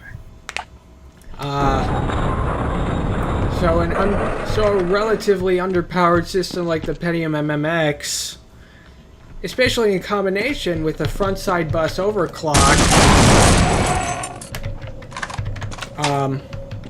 it can make for quite a usable system. Yeah, and some DOS games like this one do take advantage of the gliding type of effective.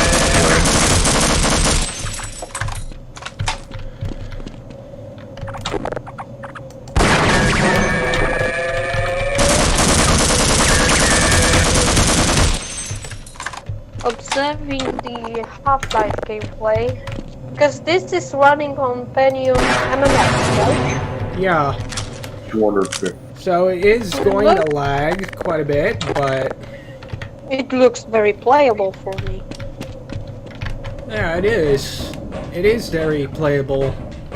I noticed it does drop in right when a lot of surface area is flagged or something. That's what Why I'm is it saying. MMF really sounded cool to me. And it's very useful.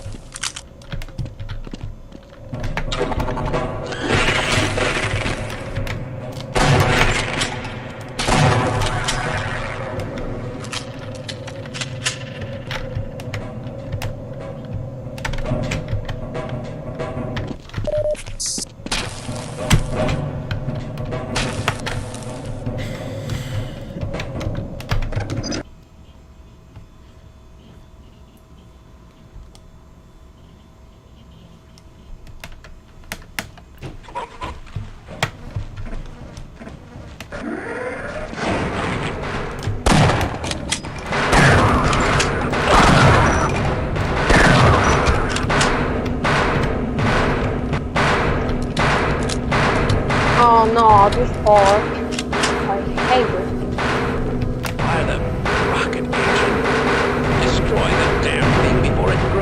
larger. Stop! Why is this Marvel 5 point? That's not 5. I wonder if there was a secret up there. I don't know. I don't think that.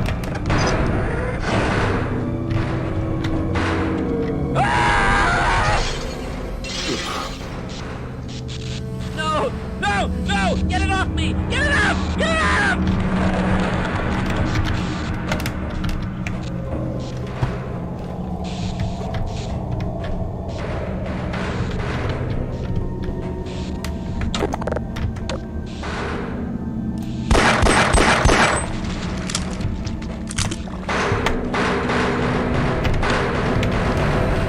That part when one of the tentacles attack scientists, tentacle breaks glass and gets the scientist. It was very cool working with that phaser.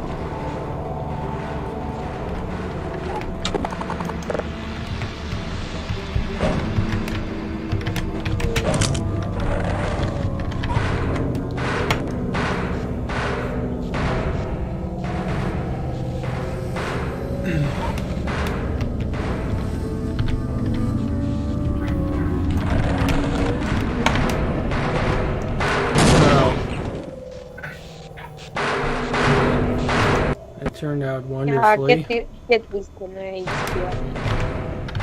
My tactic is to throw the grenades at the lowest level and then go. Like going fast, because they will kill you.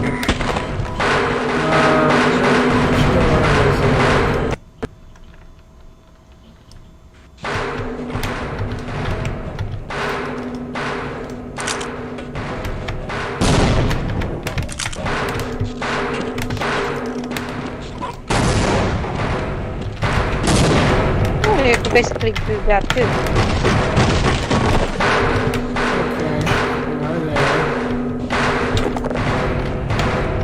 I do like get a grenade, throw it at the lowest level, and then with on crouch I go to the ladder. Yeah. Very useful.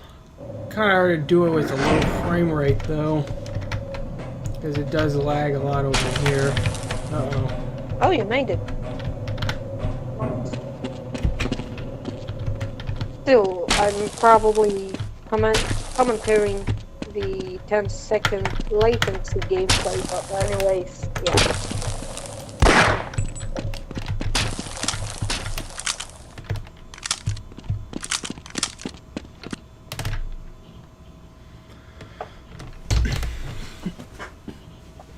What the heck? Someone said.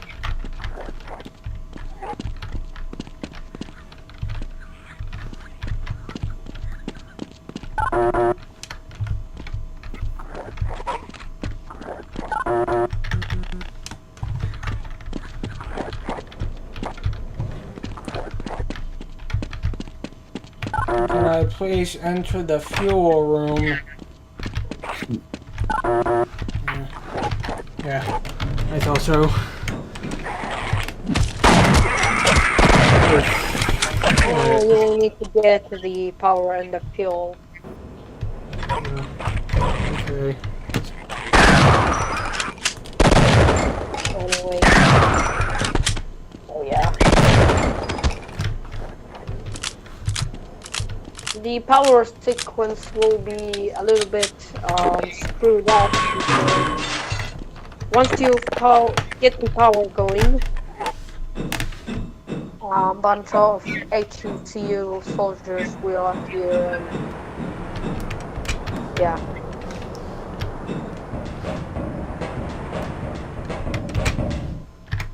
On what difficulty are you playing?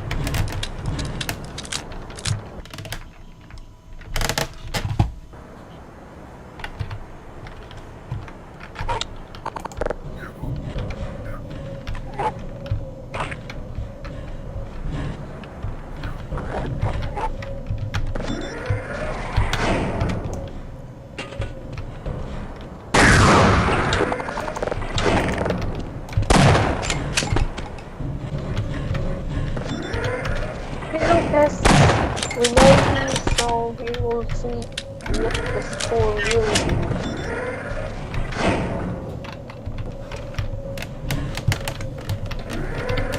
This stream is going for 2 hours and 8 minutes. Okay, so as I see, I'm supposed to turn that thing on and then quickly go back up the ladder before it spins too fast. Yeah, this is the part. I remember I jumped off this ladder and fall to my death. Oh yeah, and then there's that. So go up here.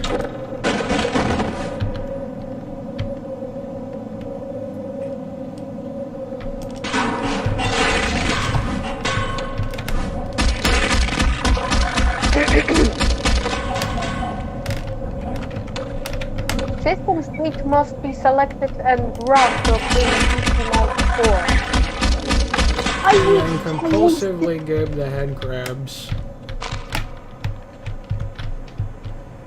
I got cockroaches here too. I had selected system test switch and it didn't give me the result. I wasted 34 minutes of my life.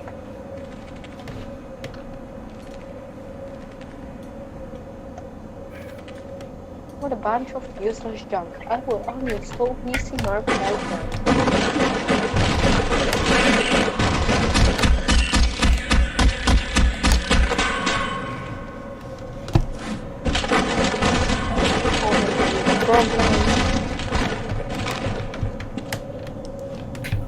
Guess that roach got stuck in midair. You know, just a normal occurrence. I remember the comment. I typed, I guess, definitely not fast or fast, I don't know, under some of your video, and I got a reply, said it in midair, and I was like laughing for like 5 minutes. Just funny.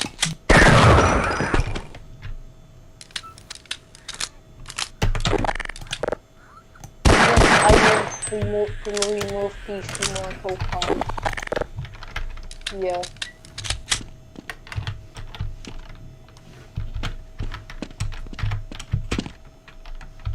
I'm not happy with your product.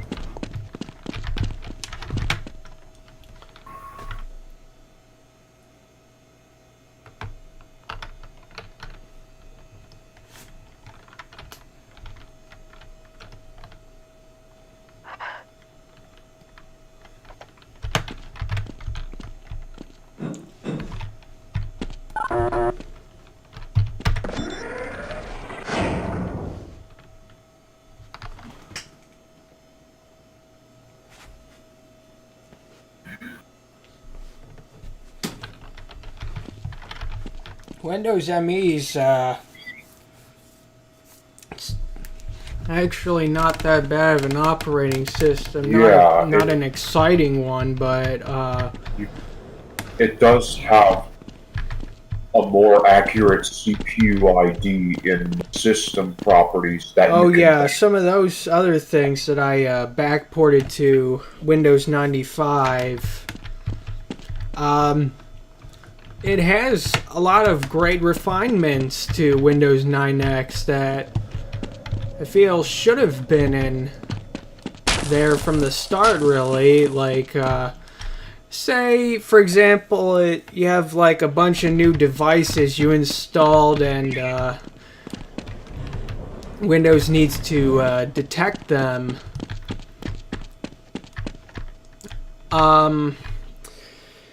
Now in Windows 95 and 98, when it says found new hardware and it shows the hardware that it found, it takes like 3 seconds to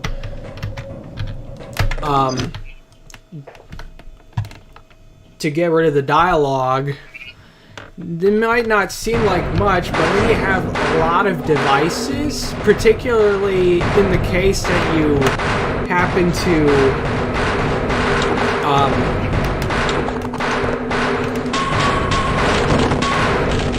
maybe even transplant the hard drive into another computer, those seconds can add up a lot and it can get really, really tedious.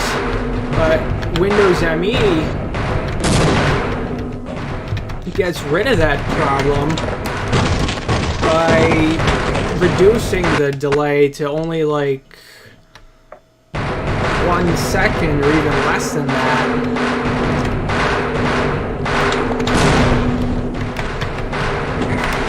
So it becomes a lot more quick, I guess.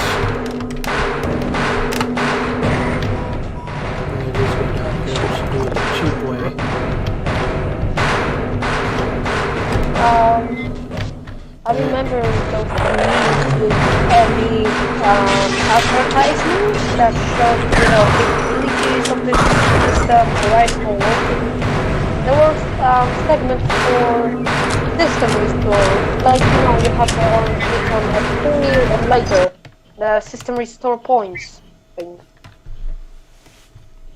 It's very useful actually. I never use System Restore. I used it once, and it really helped me. But anyway, in this any trailer thing was called introduction video. Maybe this is better. There was a kid that was playing with a toy hammer and deleting important files. Oh yeah, that and thing. Yeah, and people made the memes like actual footage of Microsoft employees working on Windows 10. Yeah, that's pretty accurate, I think. Yeah. I mean, with all the broken updates they put out there. Including 1809 bug. Yep. That incident. I remember on my laptop it was very laggy. I don't know, I had probably thousands of viruses on it because I was pirating possibly every game that I wanted, and I received an update and it was updating endlessly. It was updating for 2 hours. I turned off the laptop, put it back on. I don't know, I went accidentally into a BIOS menu, exited out of it, and Windows was still updating.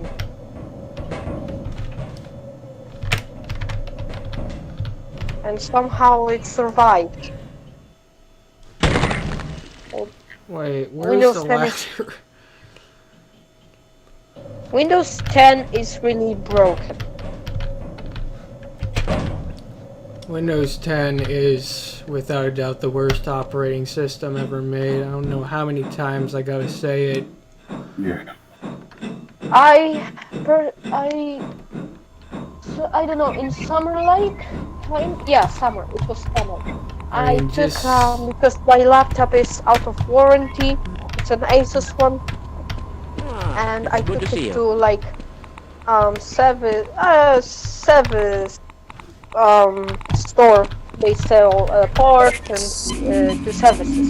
And I asked, can you wipe the drive and install Windows 7? And they said, alright, we can do this. And I waited for I don't know, 1 or 2 days for the laptop. And they said they were fighting for the unlocking the BIOS for 6 hours to get Windows 7 installed. That is top level freaking security. To not install any other OS besides Windows 10. This is really, I don't know how to describe it.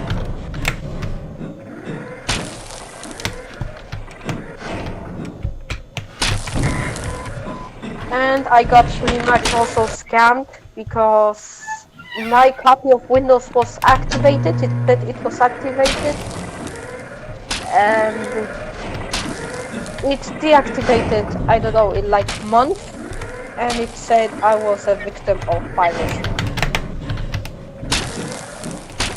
And yep, I looked into my antivirus logs and I saw win7crack.exe.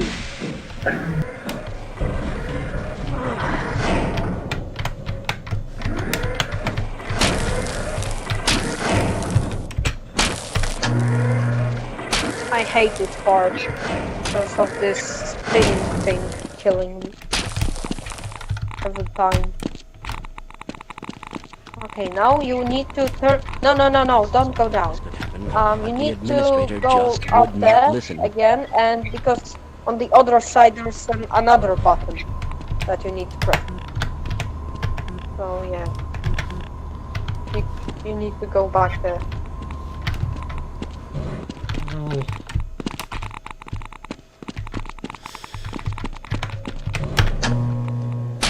Need more chores. I mean, this is what he got his education for, right? To push buttons.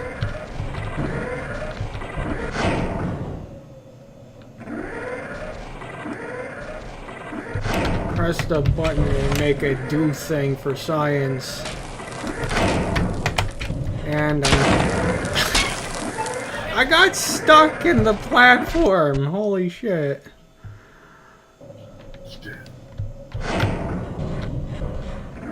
This, I'm not gonna trust it. No way. About the reputation, it used to be that you had to pay one of Rudolph Lowe's patches, the Windows 9X memory patch, but after his tragic passing, Yeah. download it off archive.org for free if you'd like. Oh dear! I'm gonna get finishing with this I Unreal was part. supposed to also get back down there as soon as possible too, and mess that one up.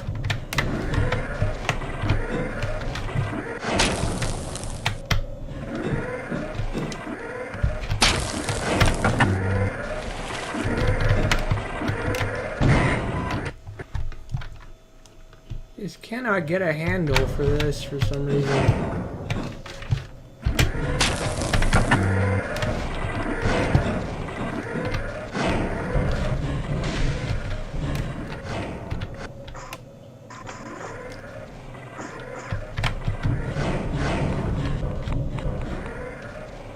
Oh, seriously, I needed to press a button with my head.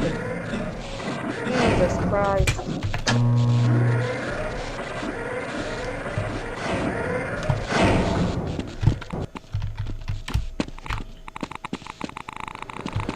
Yeah, the 1+ gigabyte memory patch is included in Windows 95D. I don't have any systems I'm going to demonstrate that have 1 gigabyte of RAM installed, but I have installed it on a system with 1 gigabyte, and it works perfectly fine with the patch applied.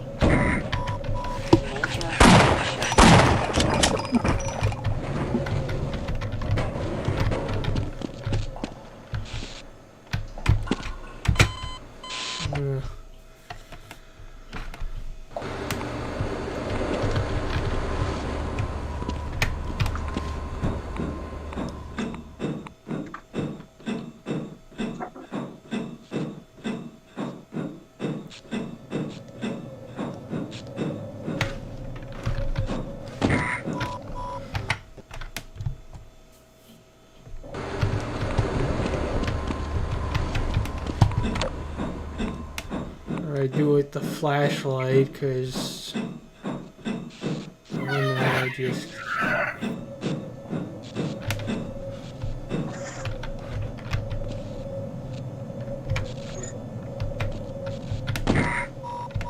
Major pressure.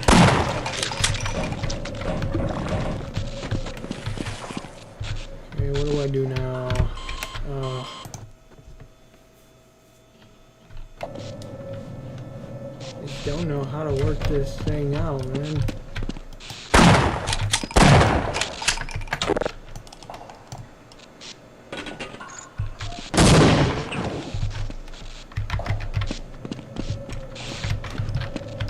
Oh.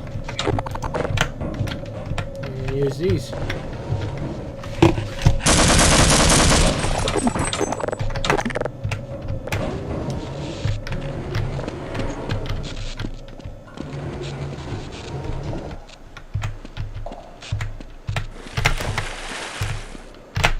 It keeps up If with I can- flashlight. Grab a hold of them correctly.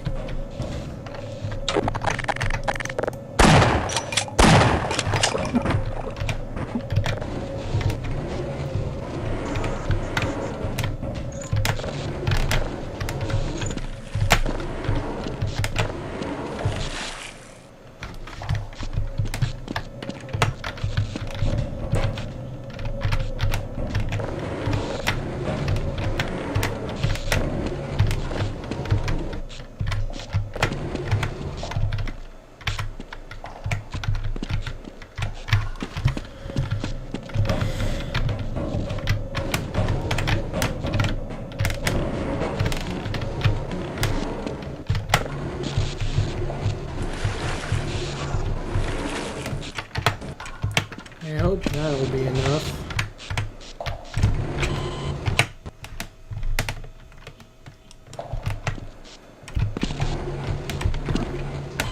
No. Oops.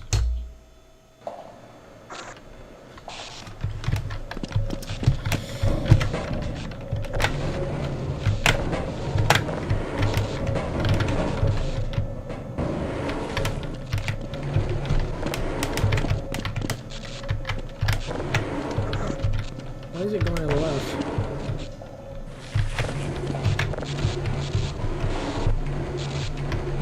Okay, that's not gonna help. ASMD. What do I do? What is Holy that shit. weapon?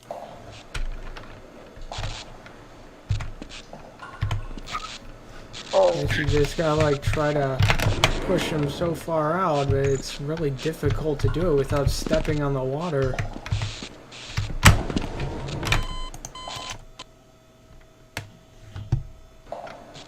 Yep.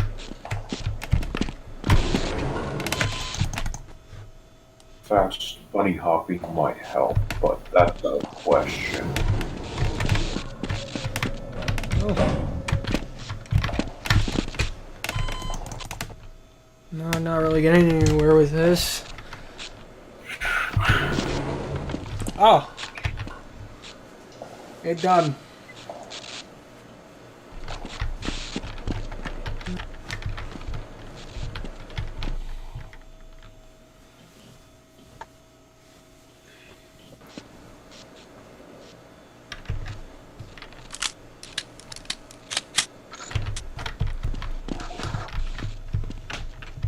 There you go.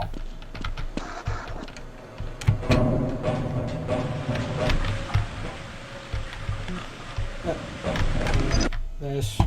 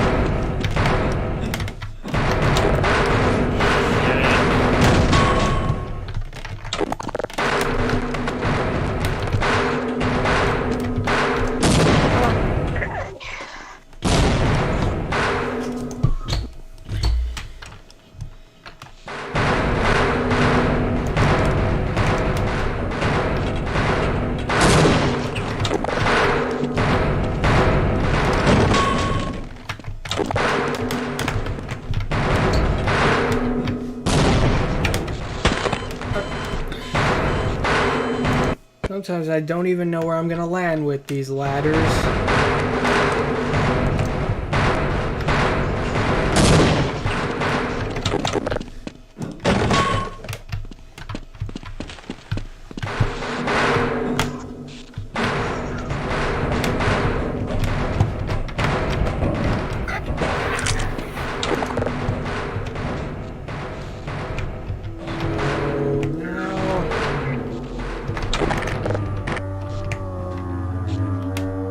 Just a message, Gabriel. He'll be willing to talk to you again or something.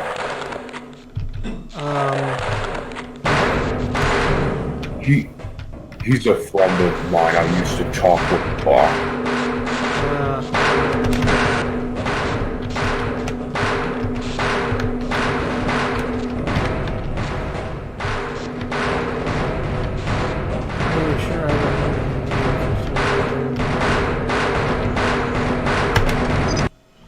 So,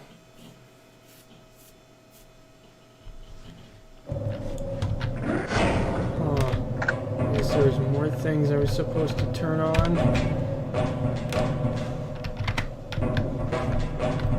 Like the...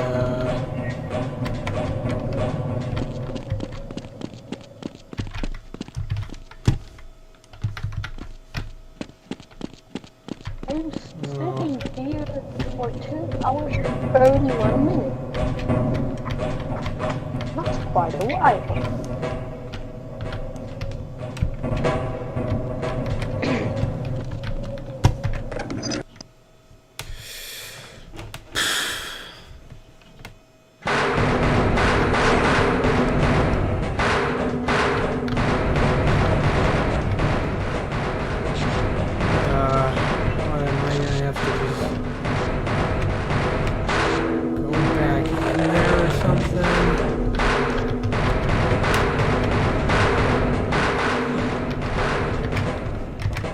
Well, considering what do you need there exactly?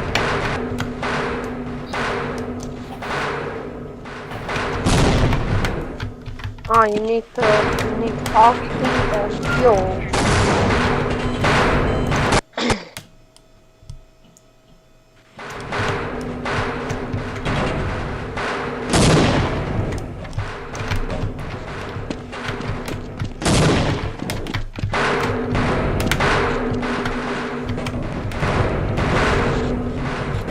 This one door I remember trying to forcefully enter. Maybe that's it. Where I need to go.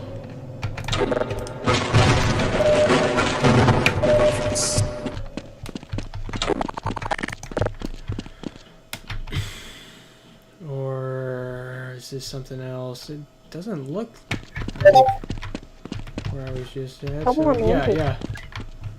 This is open now, the fuel room. Huh.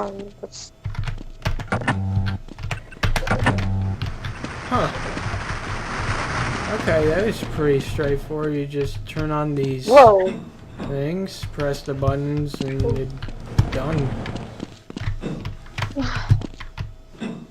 It's a freaking maniac that's shooting through my house, with fireworks.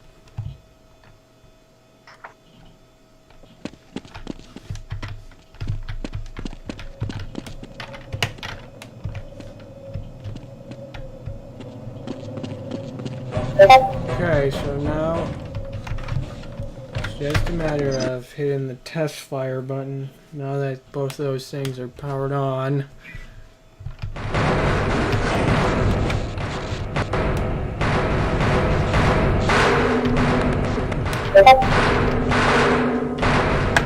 I had one keyboard that was really bad. It was a Logitech G5110. It always had such a problem with registering keys. Yeah, I really had to press all the way down. So when I got a Unicom keyboard, typing was just so much easier all of a sudden. Except now, for some strange reason, this only happens when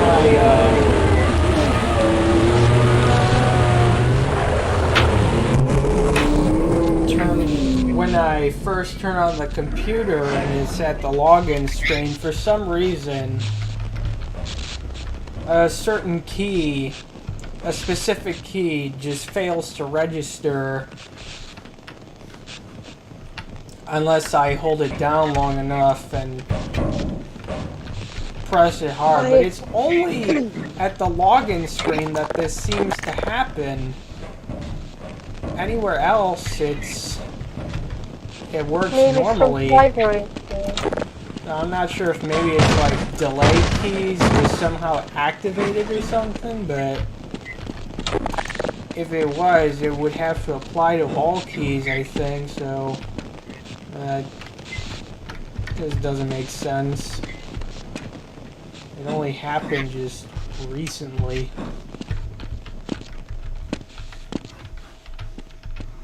Well, once I had a keyboard that had an enter key broken, and in order to get it working, you needed to slam it very hard, and then it worked.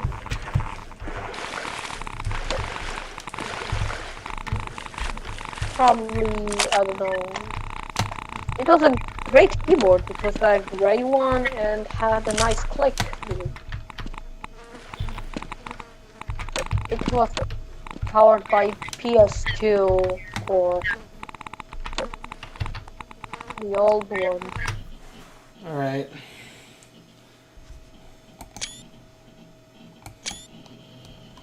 I'm gonna get off of this for now.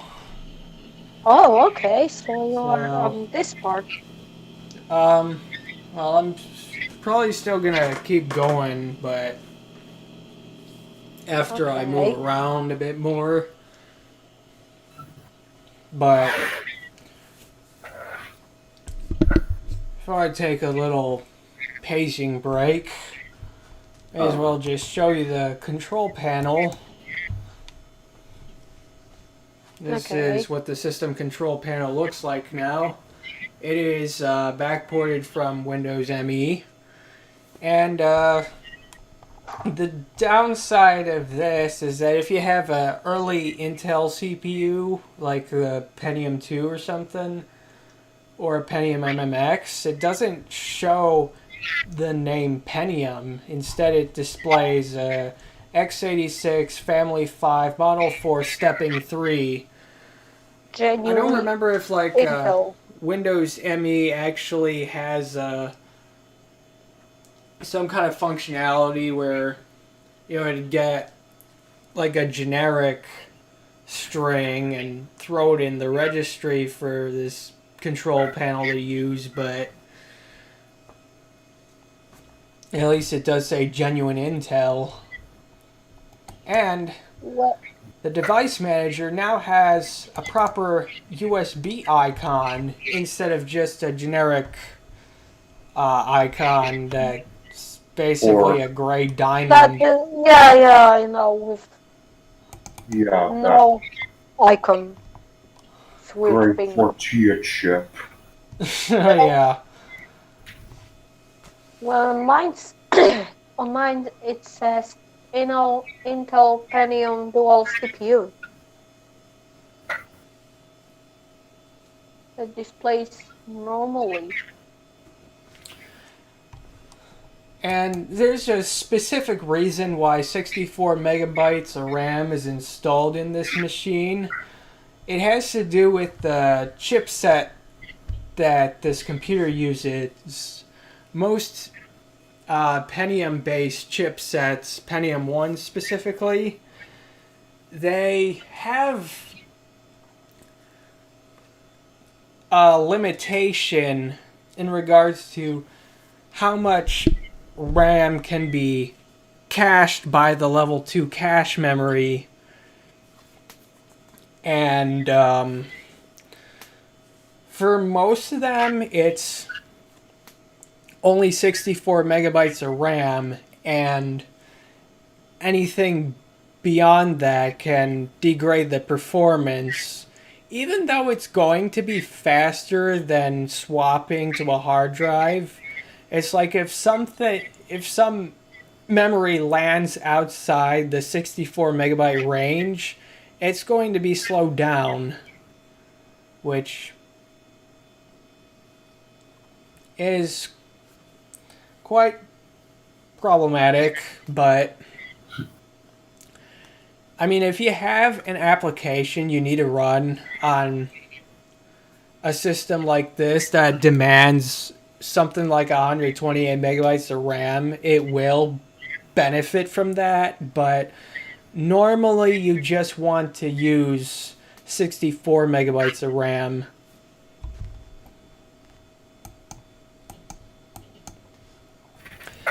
A special exception to this is the 430HX chipset. If you install the right tag RAM, if the motherboard even allows for it, and more cache memory, you can have it address up to, you can have the level 2 cache address up to 512 megabytes of RAM. So, of course, there's some relics from the Windows ME control panel on display here, like system restore disk space use, and this says disable system restore. Of course, these have no effect on Windows 95.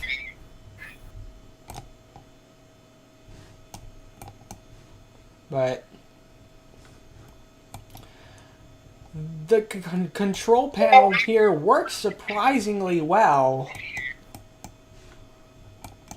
It handles every single one of my devices correctly, and yeah, it's just nice to have around.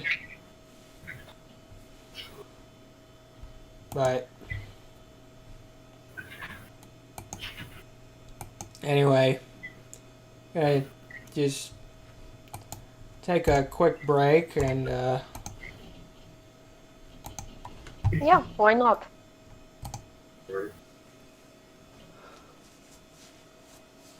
so I guess just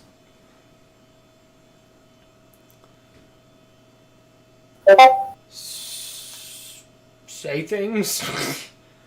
There's not very many people in the stream chat right now, in the voice chat, so everyone else just gets to look at a bunch of Windows logos in space. Oh, pretty. Oh, and no messy DOS buildup. What is this, a paper towel commercial? I'm gonna What's use the my difference style. between a paper towel and a napkin? I don't know. There is no difference. You can't explain it.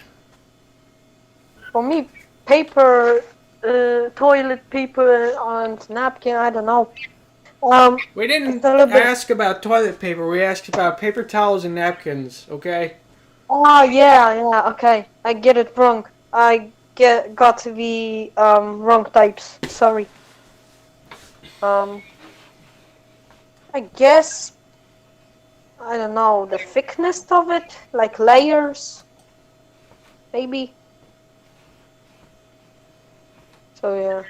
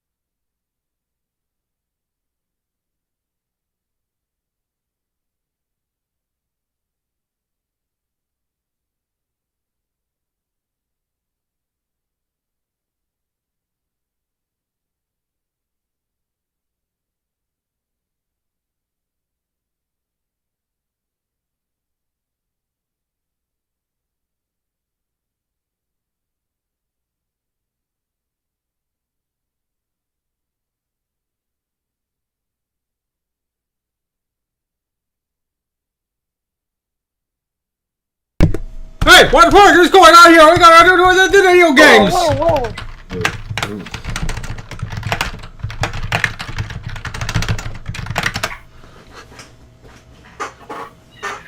Come on, everybody! Video games! PC gaming! Okay. Let's play more games.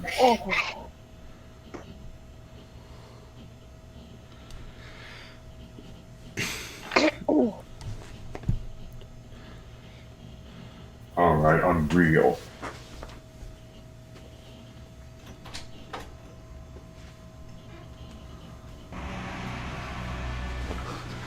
Always been planning to pick up where I left off. Show type demo 1.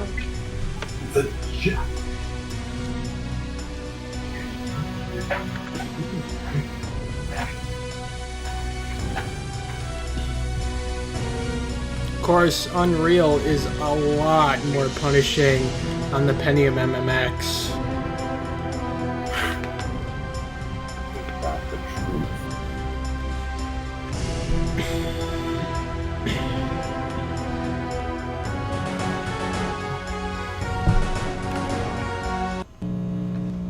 But we could probably get by with it.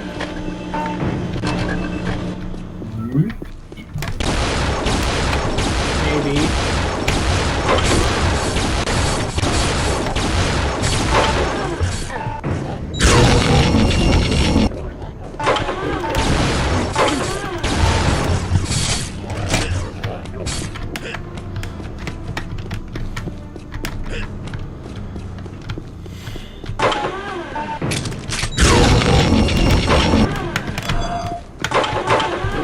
Strangely, I remember this a lot better than I do Half-Life.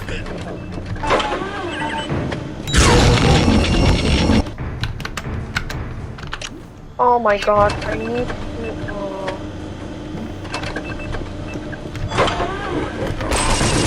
I need to go through the level all over again.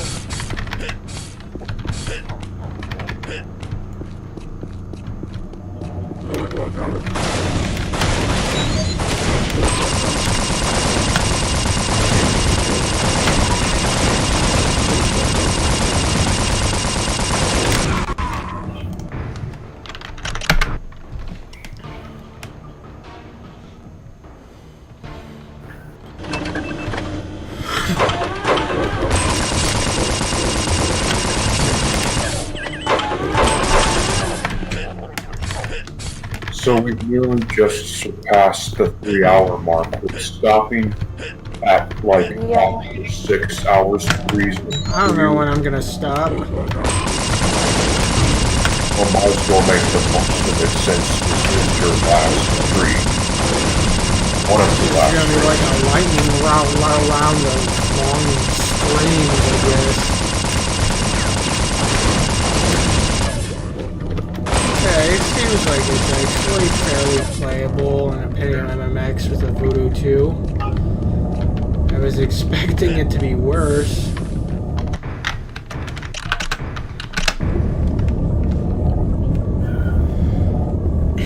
Certainly saving takes a long time.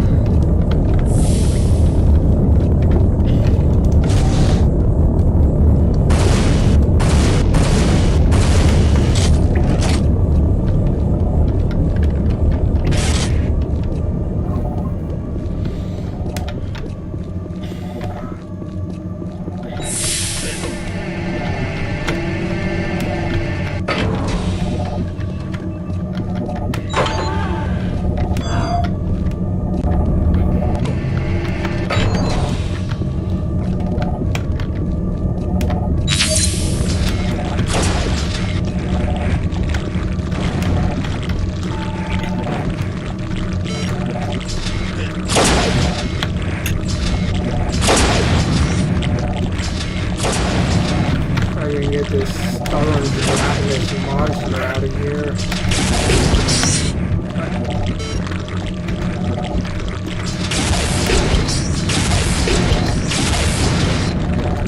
I think because I'm playing Unreal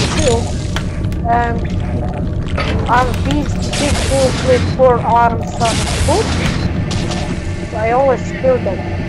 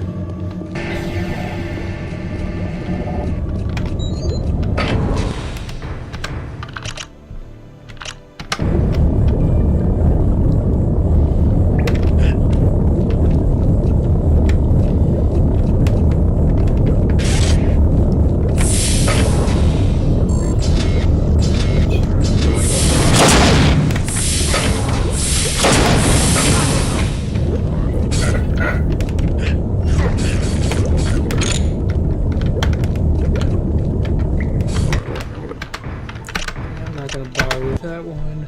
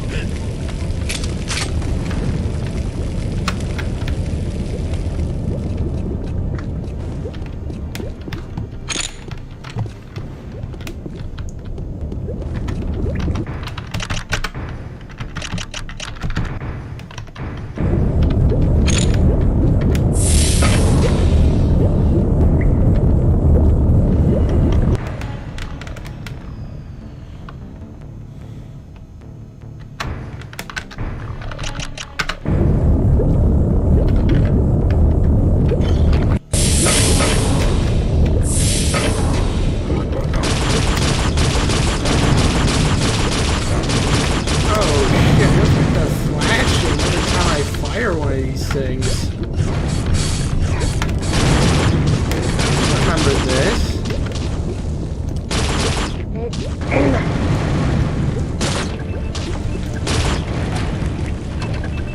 had an issue with fucking Yahoo. Really annoying.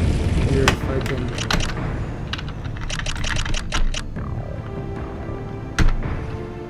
Change that to false. There. That was.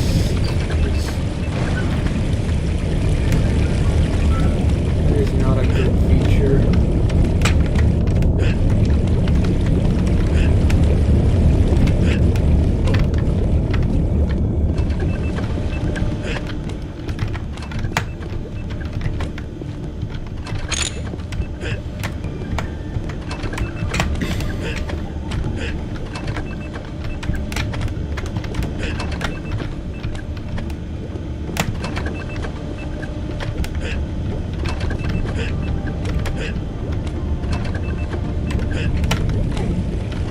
Got these trays here, but still can't reach them.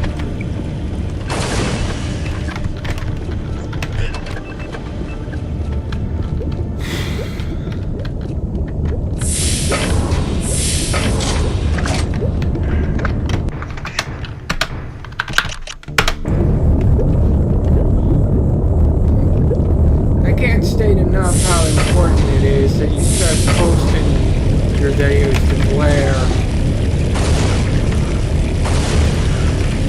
I want everyone to start rallying behind that video sharing website.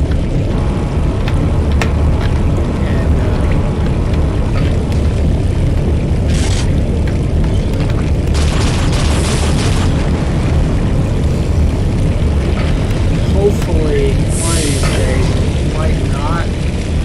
Well, I'm saying it might. I'm not even sure if it's going to happen, but hopefully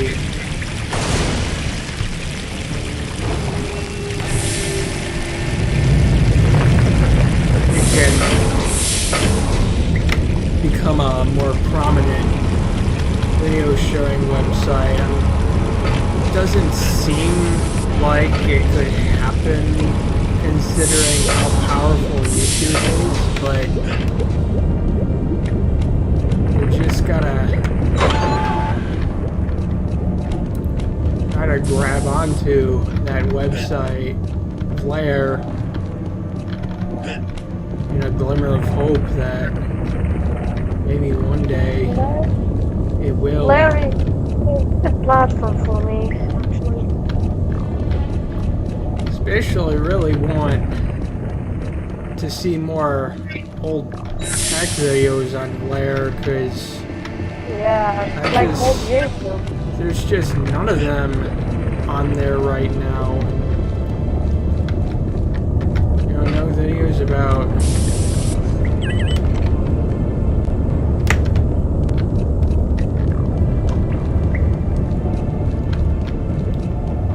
anything other than from Tonko 301 and myself. There's just nothing, which has kind of made it hard for me specifically to be more active on the website. Unfortunately, I would like to spend more of my time there, but I mean, that's one of the major killer of alternate video sharing platforms, is that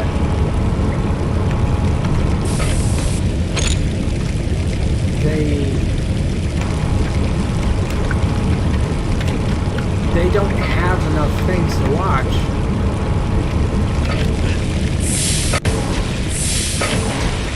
I'd be willing to make a video on the XPS D300 we're planning to send. Oh, hell yeah. I'd love to see something like that.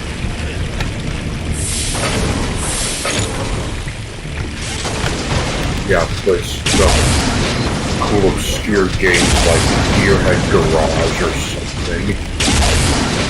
Here in my garage? Gearhead Garage. Oh.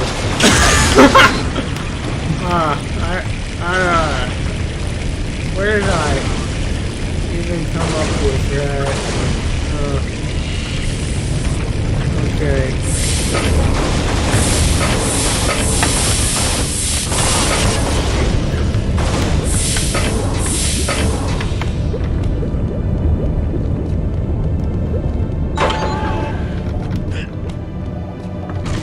Right now, I'm playing a game called Whip Challenge.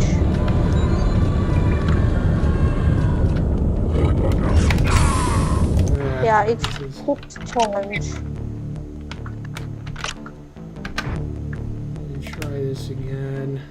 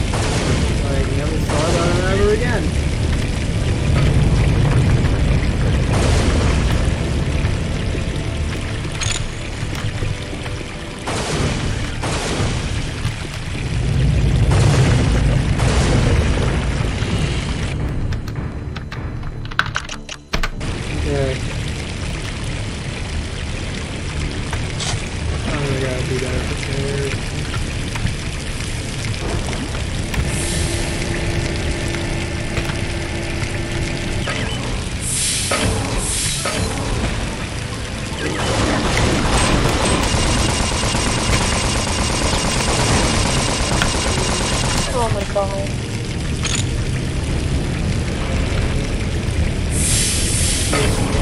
Pretty much all of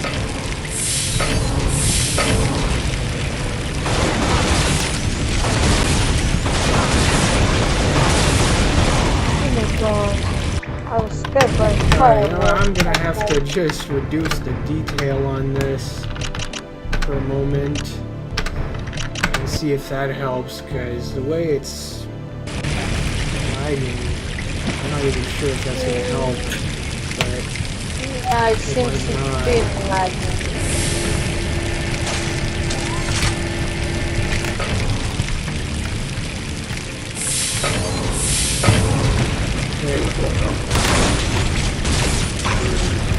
Okay.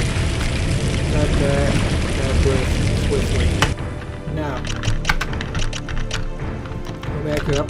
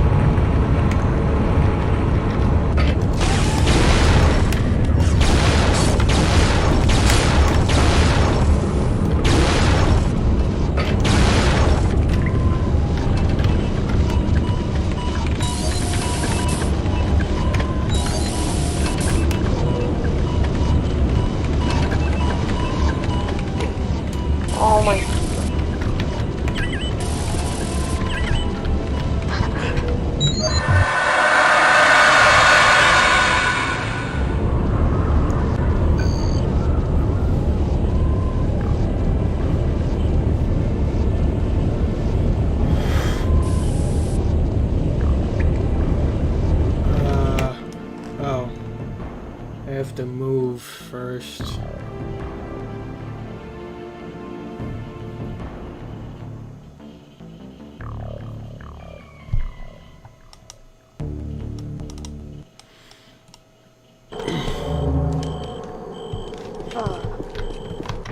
Why it's so quiet when my PC is not going?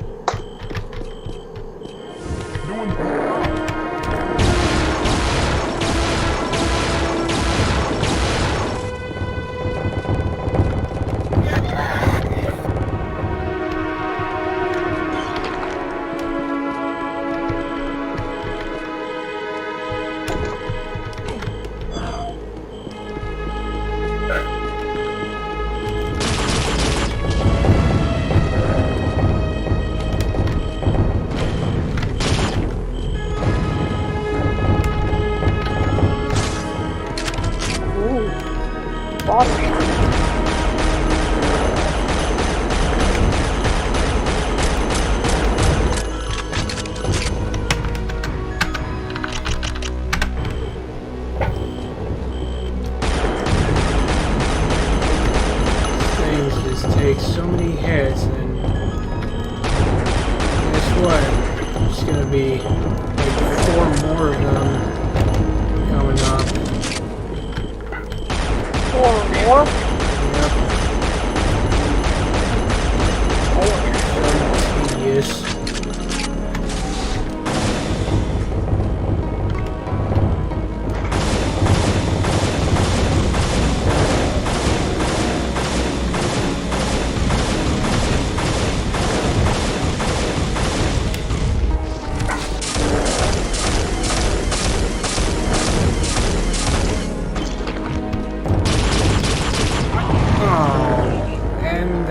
Can kill you instantly, which just makes it all that much worse. This is probably one of the most annoying parts of the game. Imagine beating this thing on unreal difficulty.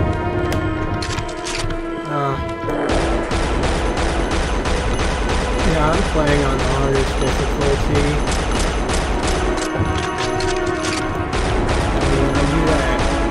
Habitually. I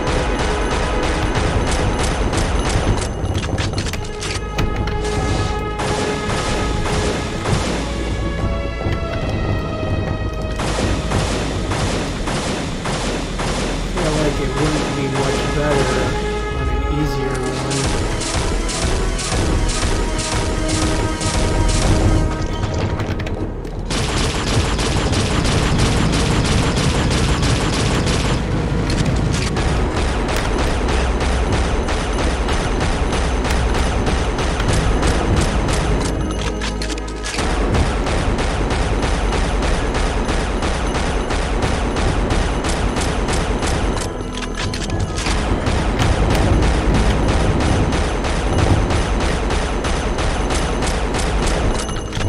That's the wrong thing. Okay, it's done. Damn. I suppose I do it with these limited resources.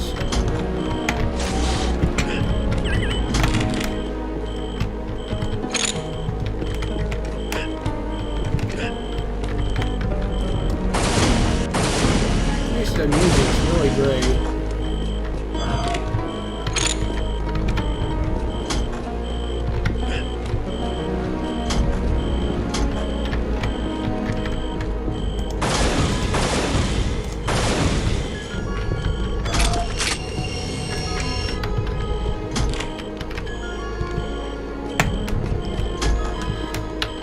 Something really bizarre about the jump boots is that once you pick them up, if you don't use them shortly after, they'll just expire on their own,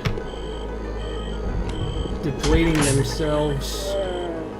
But of course, I'm not seeing anything of practical use on these roofs. Maybe it was supposed to be over here.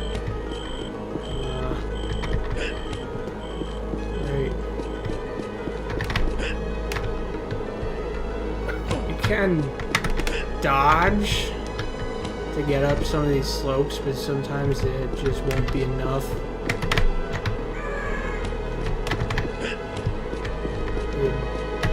Double tap movement key in order to do that. It also help you go faster in general.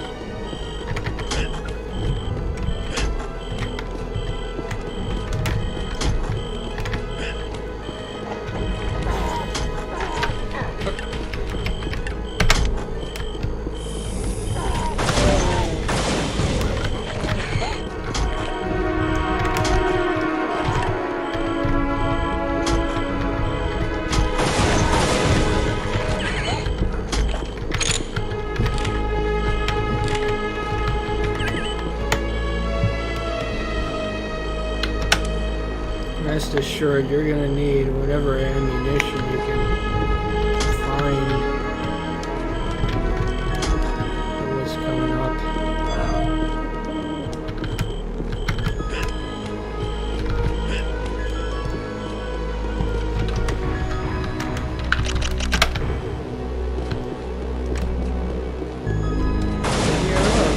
Another one.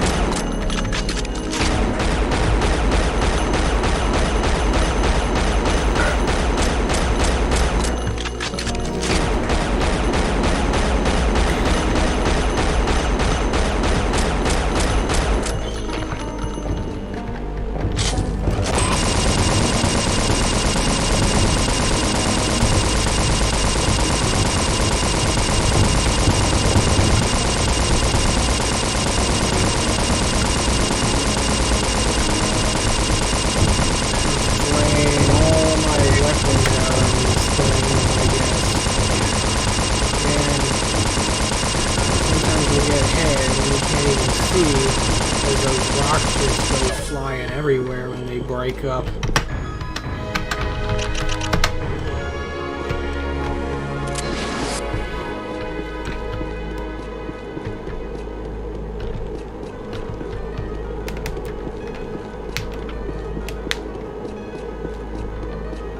So that was the second one.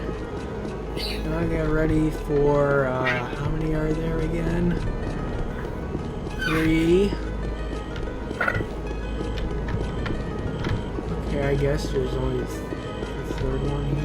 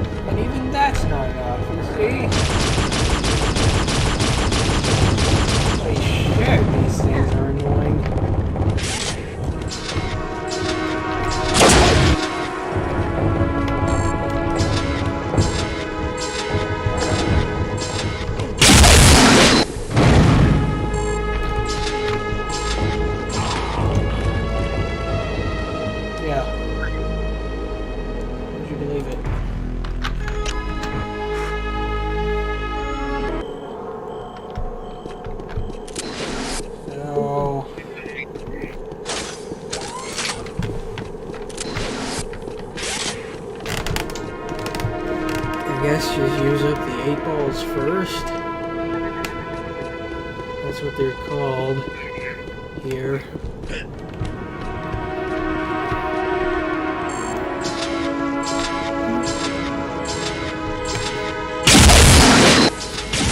No, I wasn't trying to aim at the rabbit. What the hell? Oh, never mind.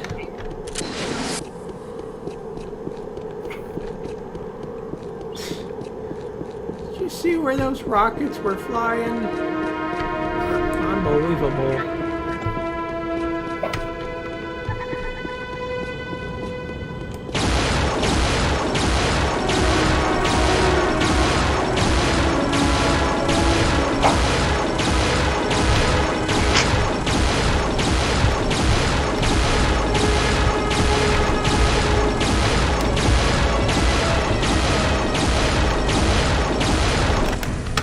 Save it so I don't have to make those.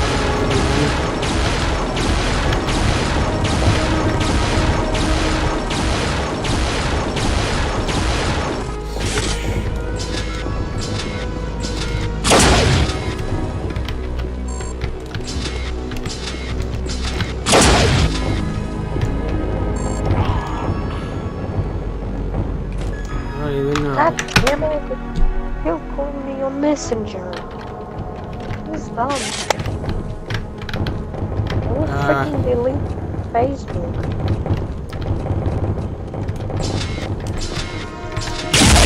The protagonist is not the messenger, he's the villagers refer to him as the Messiah. No, I don't mean the game. My phone, they call it, my friends are calling me. And once they call me, I can't guess it speak is on this. kind of hard to understand what you're saying. It might just be the volume not being high enough.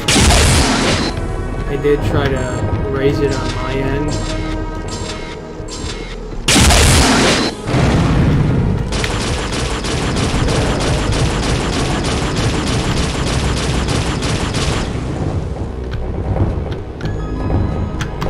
You can just throw so many rockets at this thing and it just will not go down.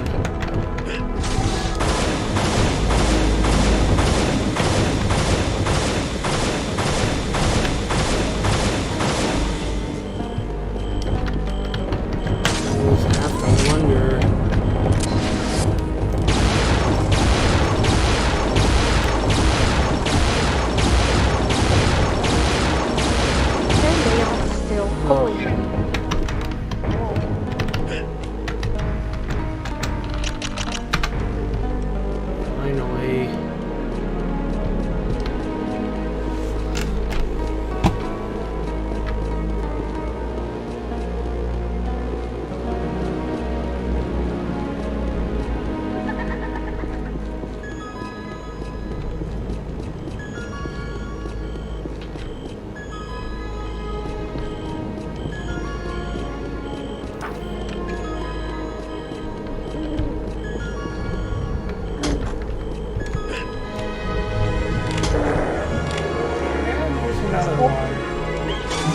Save every killed enemy.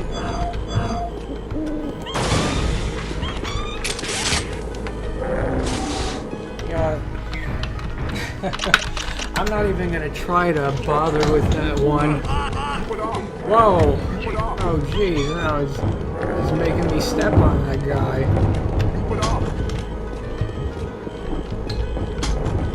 I'm just gonna get out of here, man. It's too much.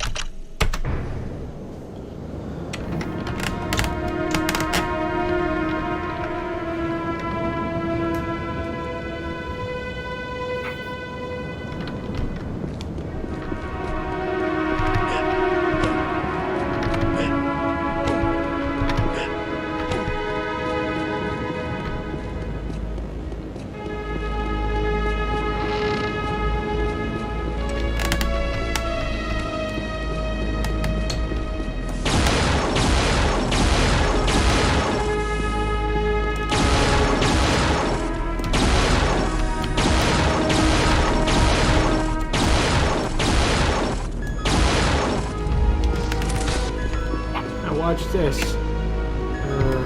Actually, not sure if I can get it. But knock that guy off the ledge.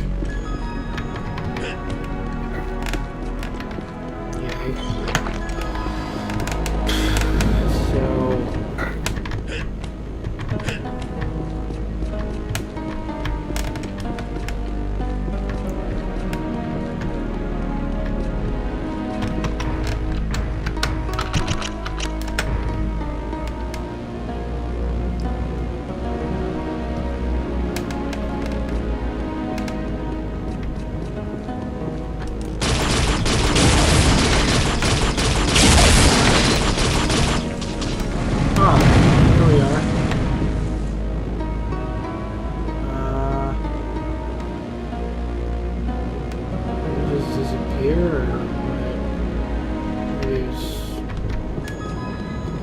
So quick.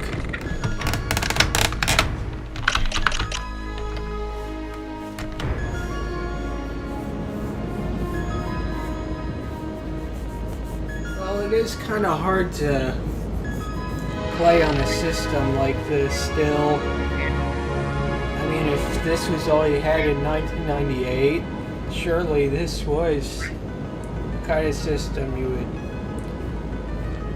definitely want to stick to, considering how expensive computers were back then, but yeah, I would.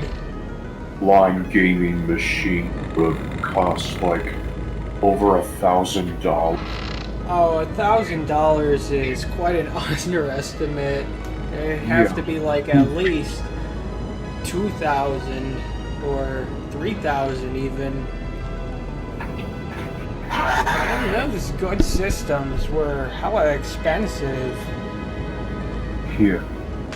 But so far this is actually not bad for such a low-spec machine.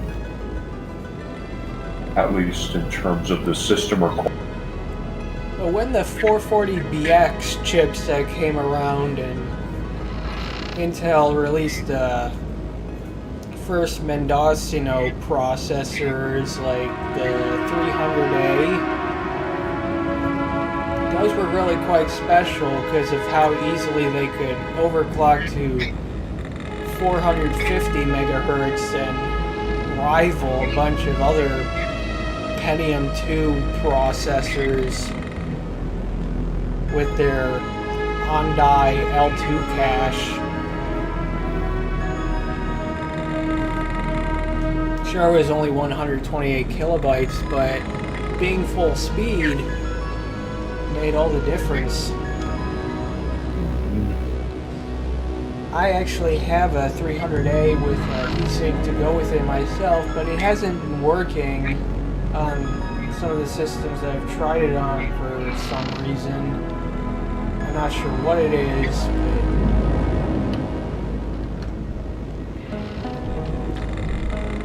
but maybe there's a specific board I need to use. But in any case, I'm probably just gonna have to call it quits for this stream. Yeah. Because well, it's just,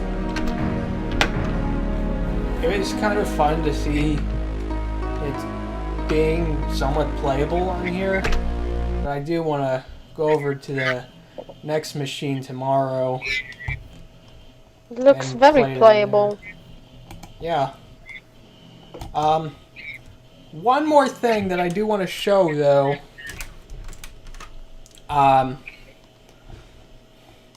This is a Windows 95D component that unfortunately can only show up in the first portion of setup. I'm not sure exactly why that is. I haven't worked that out. But I mean, I'm not going to be really bothering much with further development of Windows 95D, considering it is kind of difficult to... It's very difficult, actually, to figure out what all I need to do with these things, and I've spent a lot of time just trying to work out the technical details of how some of these system files work myself with no documentation to refer to whatsoever. Just sort of go by assumption even. And I'm just amazed that I was able to get this far with it. So, And in any case, Yeah, this- transplanting Windows 9X components and files is actually quite easy compared to, say, NT. yeah, I tried backporting gradient title bars and other things from the earliest known build of Windows NT 5 to NT 4, and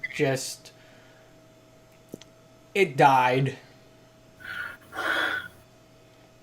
So anyway, this whole time that I've been using the system, it's been formatted with the FAT16 partition, so I haven't actually installed the FAT32 converter in here at this point, but it is relatively simple to get it working.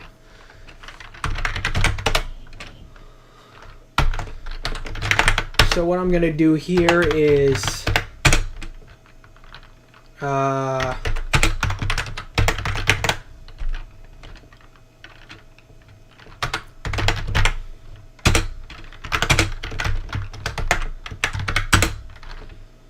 copy some programs and other files over to the system directory. These are taken from early build of Memphis as well, specifically build 1423. I think this was all the files that I needed.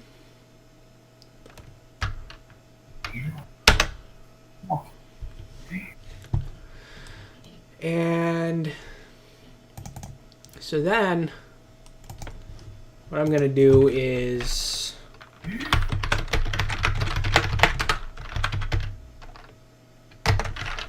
run this program.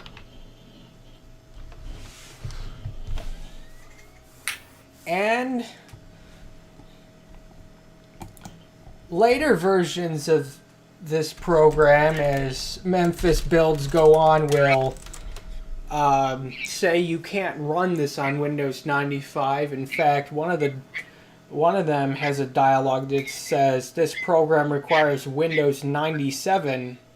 Yes, you heard that right. They referred to it internally as Windows 97 in some instances, even though they discouraged the press from doing the same. But it... Heretics, the Microsoft. Yeah. Oh, wait. Okay, so they actually have to be in the Windows directory specifically, not the system.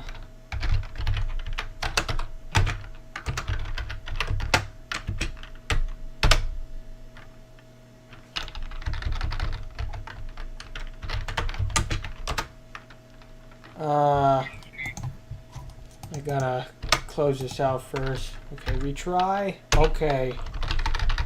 And do the same for Convert 32. I guess you might also notice that Windows 95D has a DOS key loaded by default. And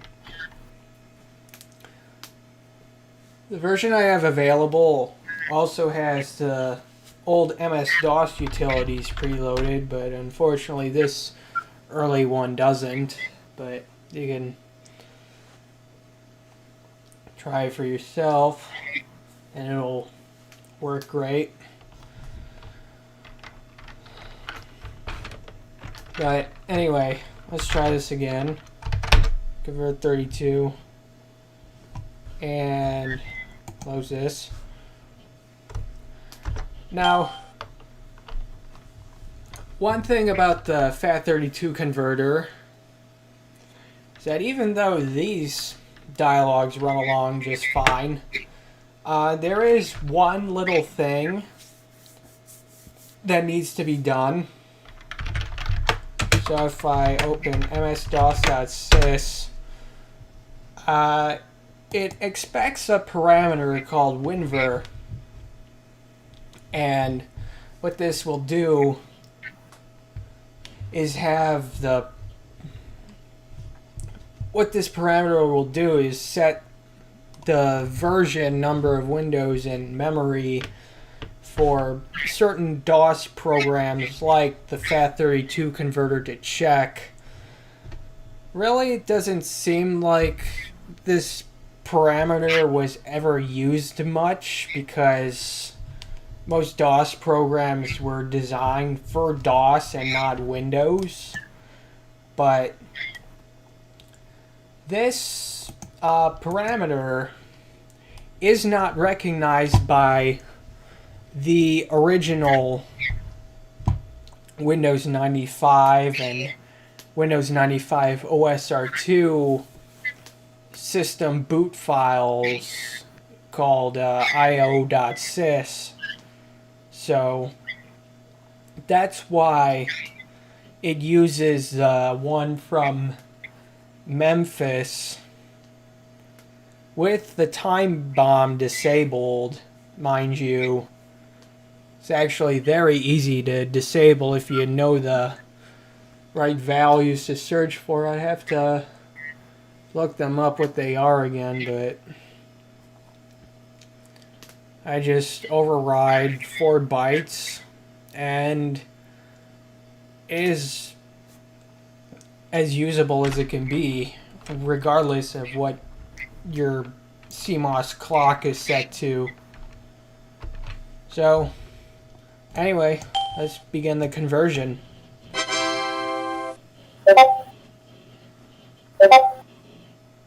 Hopefully you should see it. Yep. You may have antivirus software. Yeah. I don't care. We're just gonna see this run along and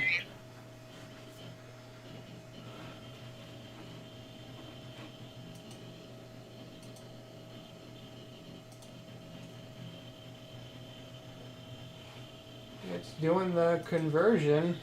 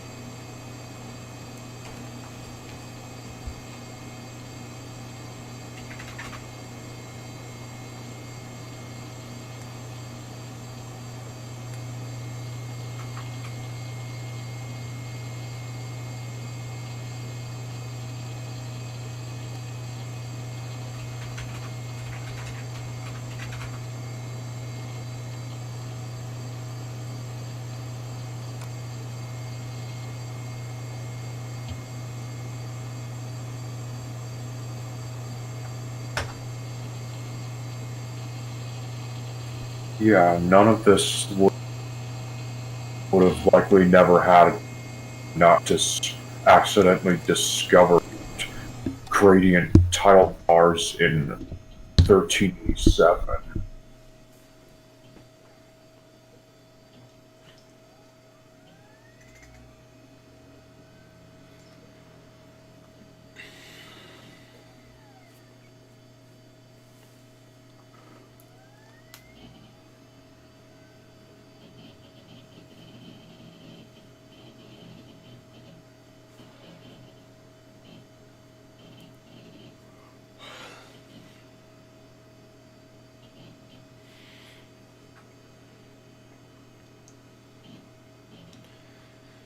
Anyway, once that's all done, I'll be asked to log in again, of course. And then you will be prompted to run the disk defragmenter, and it runs it.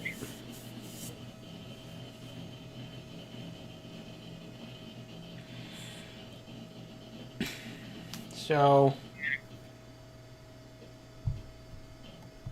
that's really all there is to that. I guess maybe I can take a look now, see what the space is. Okay, we only gained like 100 something megabytes, but still pretty good.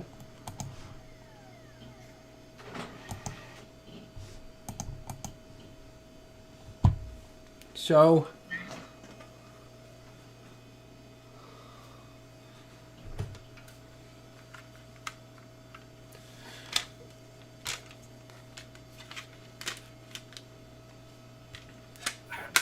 yeah, I guess it's pretty much all I have to show here, although I'll probably just leave this on just for a while longer, put the microphone in front of the hard drive as I go up to get something to eat. Just to drag this damn thing out so much longer. Yay.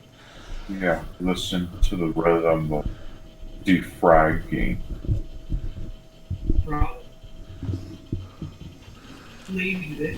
This is a Seagate Barracuda hard drive using the SCSI interface.